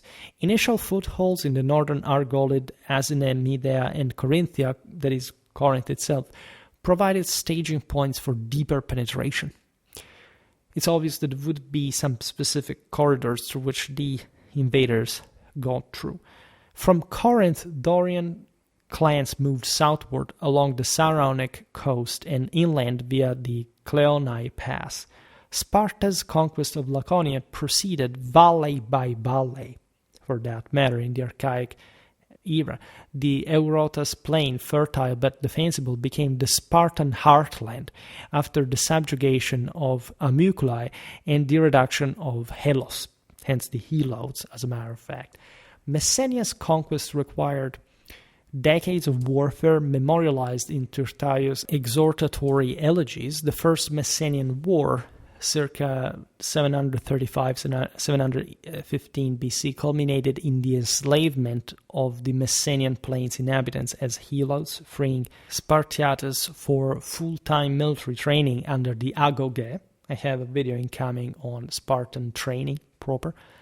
I did something about their drill, if anything, in a more collective fashion, but in an anthropological point of view, of course, the Agoge is something very ancient and, in fact, owns much of those older Dorian military characteristics. The Helot system institutionalized the reduction of entire populations to state serfdom, which was absolutely normal in the doctrine of the Hastes, with 7 Helots assigned to each Spartiate to work his kleros. From literally the term clerk stems from it, and you understand what was the idea of the subjugation of the clergy, literally, and in a evidently feudal sense. I mean, you literally have a retinue that has to arm you, and again, the early hoplitic infantry was also very heavily armored because of this essentially heroic origin and recent sort of development, in fact, from a much more elite background. 3 Dorian tribes, Hyles, Dumanes, Pamphyloi, structured civic organization in most Doric states, though local variations obtained.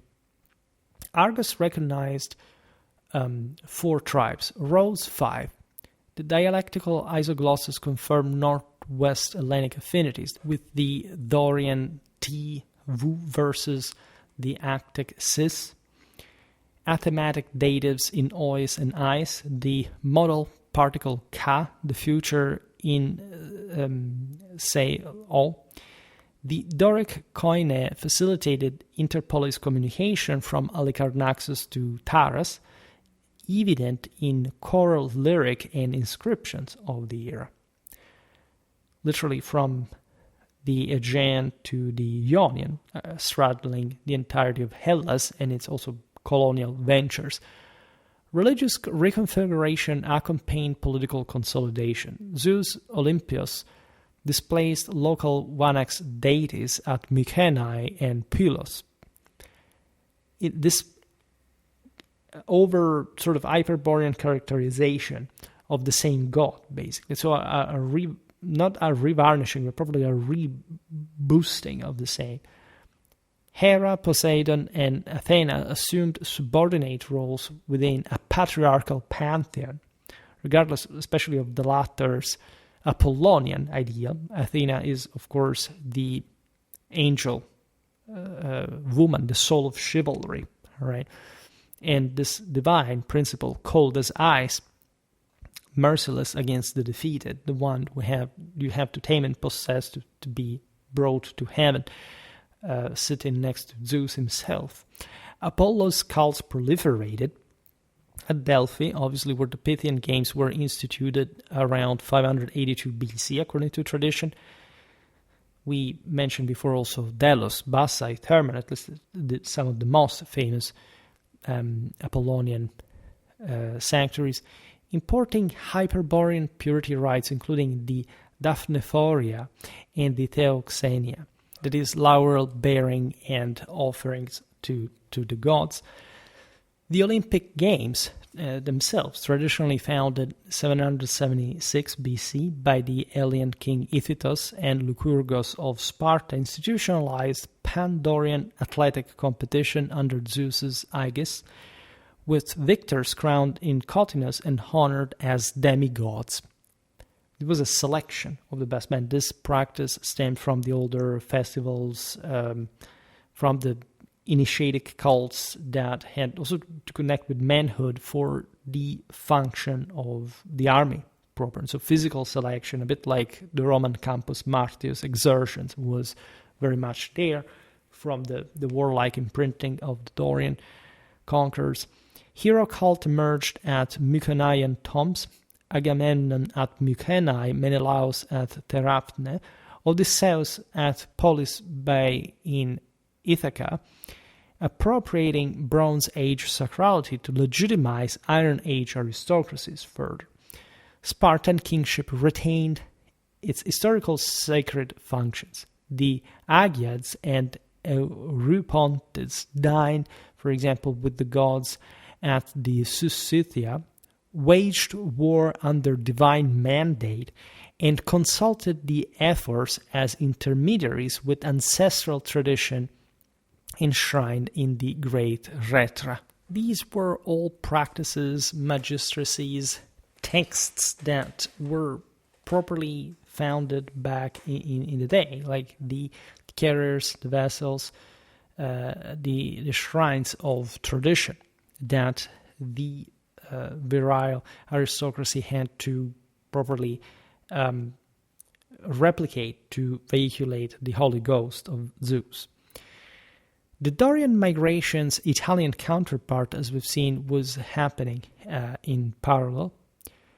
We see this also in a linguistic sense, like Latin tribal formation on the Alban hills, for example, integrated northern Indo-European speakers, yielded at this point the Latin language with its conservative morphology, the genitive singular E, the dative O, and northwest Hellenic lexical strata as well, maintaining some very similar bases also to Latin.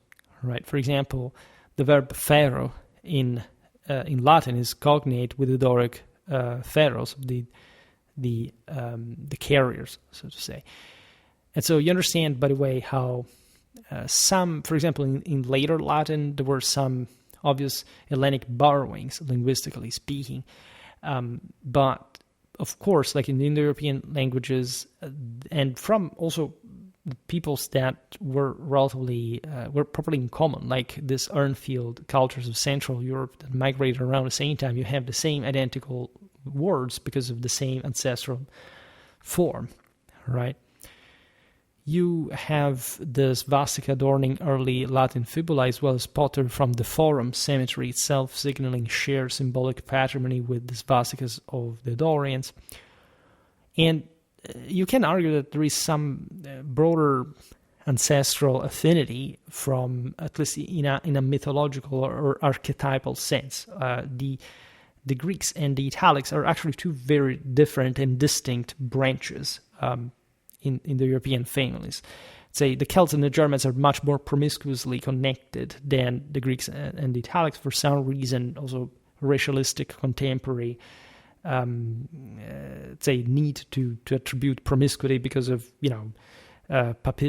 Protestant bias, like 19th century mass migrations from Southern Europe and all this stuff that Greeks and Italians share very similar, but they actually don't, and they are very well enucleated from one another.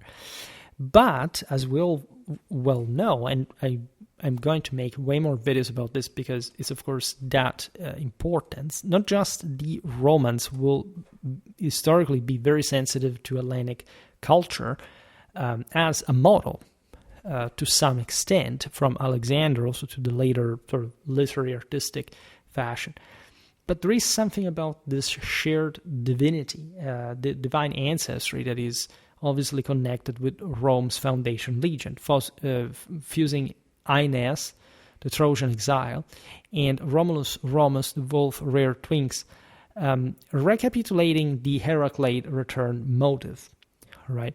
And this may have as well happened through the, in fact, same Italic Indo-European migrations as we've seen at waves. There would have been some if we can't so say pre-Latin peoples, for example, in the lower Tibet Valley that would have already had their share original Indo-European matrix. We don't know too much about them as much as we know that from the Mycenaeans because they were less developed. But this idea of exile, homecoming, conquest, and establishment of sacred boundaries such as the pomerium are not random, right? There is, at least archetypally and mythologically, a very important metaphysical and theological meaning behind them that can easily overlap with the history of these regions, sort of back and forth for, the invasions of the Indo-Europeans from Central and Eastern Europe. The lapis niger inscription, though archaic in letter forms, for example, preserves a sacral law that may reflect early Latin Doric religious terminology because they knew each other, right? And they were, again, the start of this period, essentially. And so some groups may have even come from literally the same places in origin in Central Europe. By the 8th century BC, renewed population pressure, metallurgical advancement, and the stabilization of trade routes propelled colonial expansion further. Dorian Polis, Corinth under the Bacchiads, Megara, Sparta, Rhodes, Argos founded daughter cities across the Mediterranean. It's the great wave of Hellenic colonization. Some are very old. Syracuse, 733, Corcyra, 734, Taras, 706, Kyrene, 631, Megara, Iblaia, Selinus, Gela. As you understand, actually the most important are in southern Italy and Sicily. That was a very important route of expansion. There is a lot of sea people's sort of background to this because, as we're noticing, also in the video about the early Italic naval exploit, large come from Hellenic legions and periploi that were perfectly aware of the populations that lived along the Italian coastline that were considered as very dangerous. And also in the Odyssey, for example, this is a very sort of Pelagianly influenced poem in many ways, especially compared to the Iliad. You realize that all the monsters of, the Strait of Sicily, of various localities, Polyphemus, these giants, right, were actually the same peoples inhabiting the Italian peninsula, pirates, raiders. And these peoples in origin had participated with the Achaeans, so to say themselves, the Dorians, if you prefer, at this point, to the raids altogether towards the southeastern Mediterranean. Egypt would have also been defeated, the Levant. I mean, when you look at the Philistines, etc., the early Israelites in their cloud, those were basically Europeans. That's quite interesting to think that, of course, there was a much older interconnection between these lands, especially from a maritime point of view, which will keep being the same, because essentially Hellenic culture remained mostly dominant in a maritime sense until the High Middle Ages. Then the Italians took over. But up to that point, you have this essentially roughly continental interland Apenninic Italic stock that is, of course, by far the overwhelming majority, and the Italian coastlines dotted and with Sicily as well by Hellenic colonies, and that were everywhere. They arrived up to Spain and the Black Sea, the Azov Sea, etc. But indeed had in southern Italy and Sicily that were pretty prosperous areas, the greatest development, so much so that Syracuse, for example, at some point was the strongest polis in the entire Hellenic world. As we've seen also before, we talk about the Battle of Himera. We talked about some Puno-Hellenic warfare from the Siciliot base, mostly of Syracuse. Now, this apoikia, as the colonies were called, replicated the metropolitan institutions. They were truly believed as being parts of the same stock, of the same mold. It's something very similar to what Rome will do, except the Romans will later do this in a much more uniformed way. And it is typically Indo-European as far as we were saying before, as the demic, manpower side of the story, because there are really many people, right? Europe is incredibly loaded in population, especially in the south, in the center. And that's also why these Indo-Europeans will come to take over the entire Mediterranean sooner or later, either the Macedons, the Romans. So you have tribes, phratries, as they were called, which naturally is also connected with the idea of brother in the Indo-European languages. I mean, it means that the specific cults of the mother polis, while naturally adapting to local conditions. In fact, as we were saying before, our understanding of classical Hellenic culture later on by the mid-first millennium BC is fundamentally one modeled over Athens and Sparta, right? Already, like, the colonies out there did not fight as the motherland fought, did not have the same mentality. It was, in a sense, was much more aristocratic, much more tyrannical, in fact, by regime. And in part, in fact, allowing for more sense of elite power, something more aristocratically feudal and chivalric, and in also that sense, to a degree, also veteran Indo-European, at least as far as these lines had been concerned. Syracuse adopted Corinthian law because they had all this also packed sets of, again, of provincial culture, dialect, and in fact foundations, as we've seen after the migration, the strict rating, Hellas as a whole. But also developed, in fact, for example, the Syracusans here in question, their own tyranny under Gelon that is very original. We really must make a bit more of manualistic Hellenic history, because we largely made just military and stuff. That's not the entire picture. Now, Taras preserved Spartan austerity in its early aristocracy.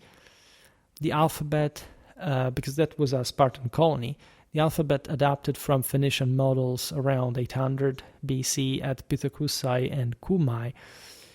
Very important trade avamposts facilitated record-keeping, poetry, and law.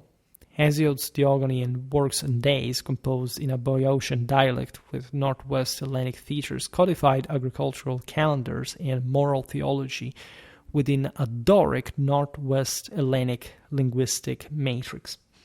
Tertius, Alcaius, and Archilochos composed in vernacular dialects, forging literary traditions rooted in migratory experience. Tertius exhorts Spartans to remember their Dorian conquest. Alcaius celebrates Lesbos' resistance to tyranny.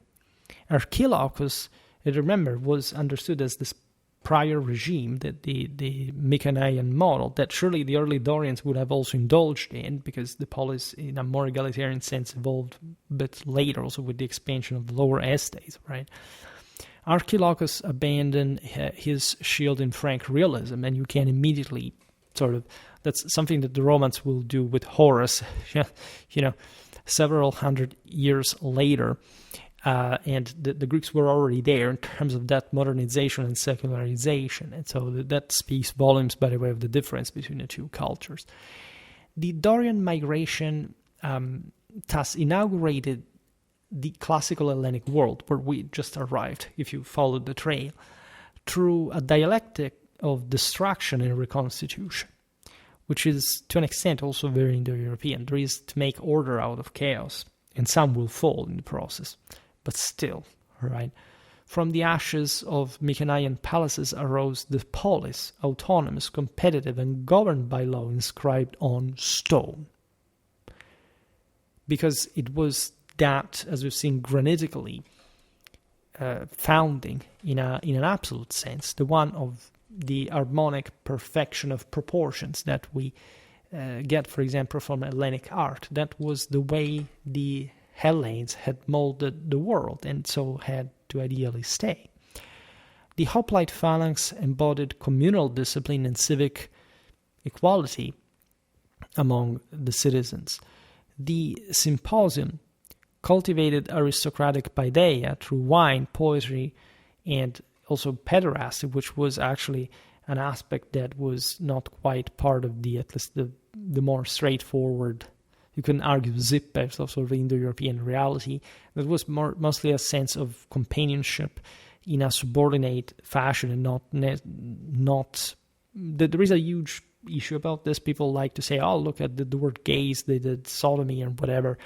That's actually not that straightforwardly sort of reconstructible as a uniform thing historically wise. But that's also, we should also ask ourselves why that was the case. It was already at this point, as you understand, a gradual modernization, secularization. The absolute virility of the previous centuries, or at this point several centuries, had actually gone. The Panhellenic sanctuary networked civic identities through pilgrimage and competition.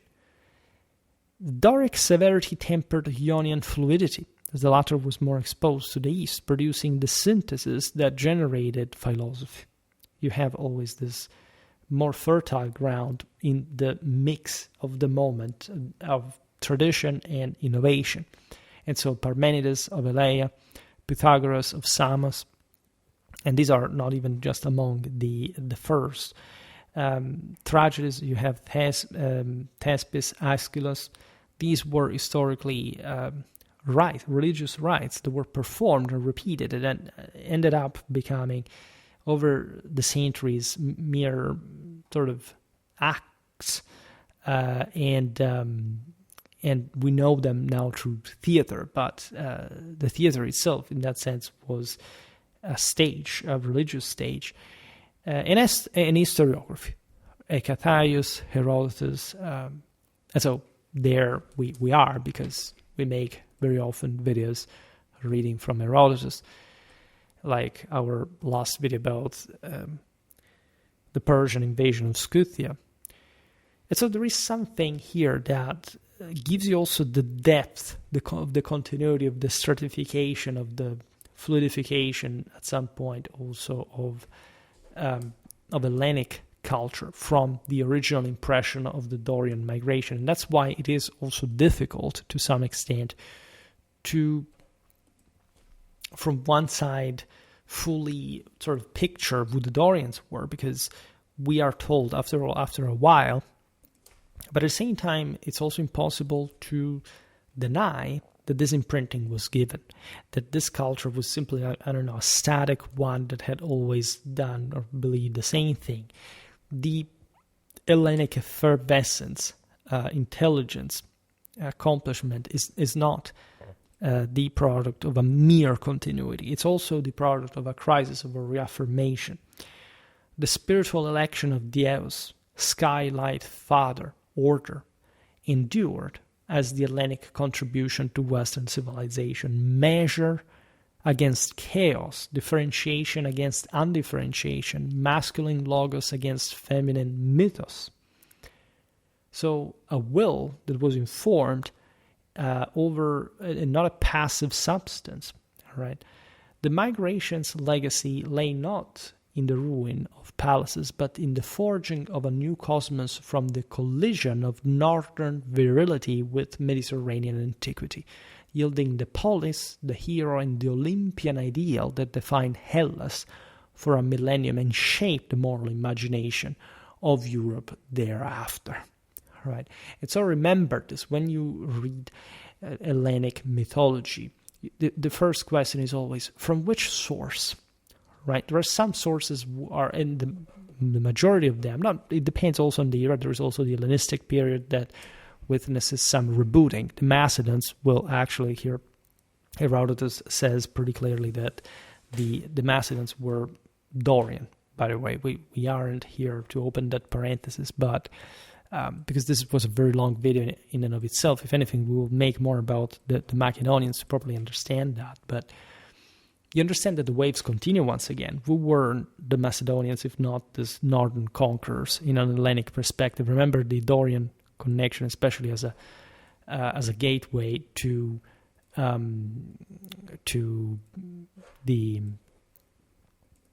Thessaly, through Thessaly. Well, this is pretty much similar to what happens with Macedonia later. And so this aspect is also one you want to appreciate. There are some specific waves, so to say, that occur in forms that we do not quite fully appreciate for what they historically were, right? That we seemingly care about just because later we know that the reference or I read here and there that we kind of don't know, so that is how I actually want to feel about it, because it makes me feel better to be skeptical, to go against authority, so that I don't have to feel any responsibility towards anything or myself, because it's easier, at least in the moment, except it makes civilization collapse. And the reason why your life is miserable is exactly that you have normalized this type of attitude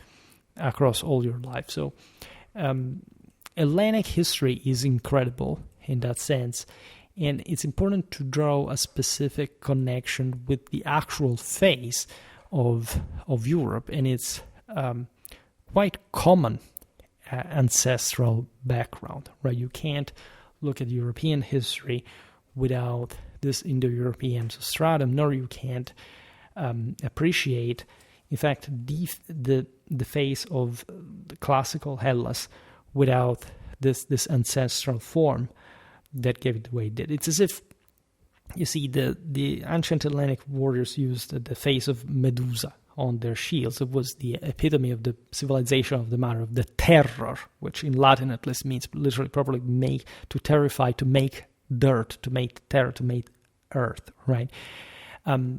Imagine that all the beauty, the colossal beauty, the naturalism, the anthropological ideal of the most beautiful, in fact, also more recent, more sophisticated Hellenic and Hellenistic statues, was exactly the Gorgo, was exactly the product of some sort of visually based, it's a fantasistic femininity, right? This is exactly what AI is, right? It's the idea of a fake delusion, illusion. It's this veil of obscurity that makes you think that the world is in a way, because it distracts you from reality. Just like in Plato's cave, it doesn't make you see the light, right? Imagine, make a great abstraction effort, and if you come from a background where you just see classical Greece, something sculpted within that sort of mid-first millennium BC, and you followed this video attentively, how much more the continuity indeed makes sense. But as you see, the paradox here, not to deny the Dorian invasion and conquest, but exactly to stress how much this was part of a broader wave, a bigger mechanism, a bigger dynamic that brought in this part of Europe this specific people to form itself in an Indo-European mold, right?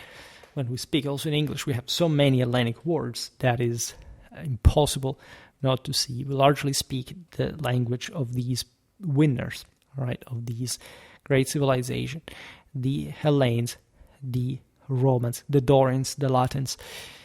This is, again, something that is worth investigating further, is worth making more videos on. As I was saying at the beginning, surely I'm going to be contested. This video, I don't know how many views it's going to make. Likely they boom, just because you see the Indo-European interpretation, this kind of relatively, only apparently, in fact, distortively controversial topics. There are some dynamics in history you can't quite fully grasp in its couture, in detail, so to say. You can't fully photograph the Dorians. You can do it a little bit through archaeology. You can, as we've seen, we've put the puzzle pieces together. However, it's more than that. It's the spirituality, it's the mentality, it's the reason for that worldview that, especially in Europe, for the Hellenic case, is the vastest, is the most defined. and in that sense also the farmer, the one that controlled, like with iron fist, the foundation of itself, impossible to be skated by other population. The Romans had to struggle for Italy, right? Also in a spiritual sense, many Italics had passed to the lunar, the telluric to a degree, even if they actually had their same divine Apollonian aspects at the core. As we've seen, the same Etruscans did, but they had succumbed. Carthage threatened Rome. Even the same Greeks threatened Rome. The Hellenes were surely threatened by the Achaemenids, but as a people, as a whole, were also quite initially founded in a way that really did not know a skating around itself. And surely this came also because they were heavily blended with the pre-Hellenic, the pre-Indo-European substratum that absolutely contributes to the substance of this culture under the conqueror's form. All right. So I was very glad to make this video. Again, we'll see what happens here, because it's all very interesting to make this video topic for the first time, and probably will pass to every single Indo-European people for that matter. If you're interested in this, given that I see you like it, I'm going to make more and more of this. For today, however, I stop it here. I just hope that you enjoyed this video. If you did, please share it. Otherwise, leave a like or subscribe to my channel if you're interested in my upcoming content. As always, I thank you heartily for listening to me. I wish you a nice time and see you next time. Bye.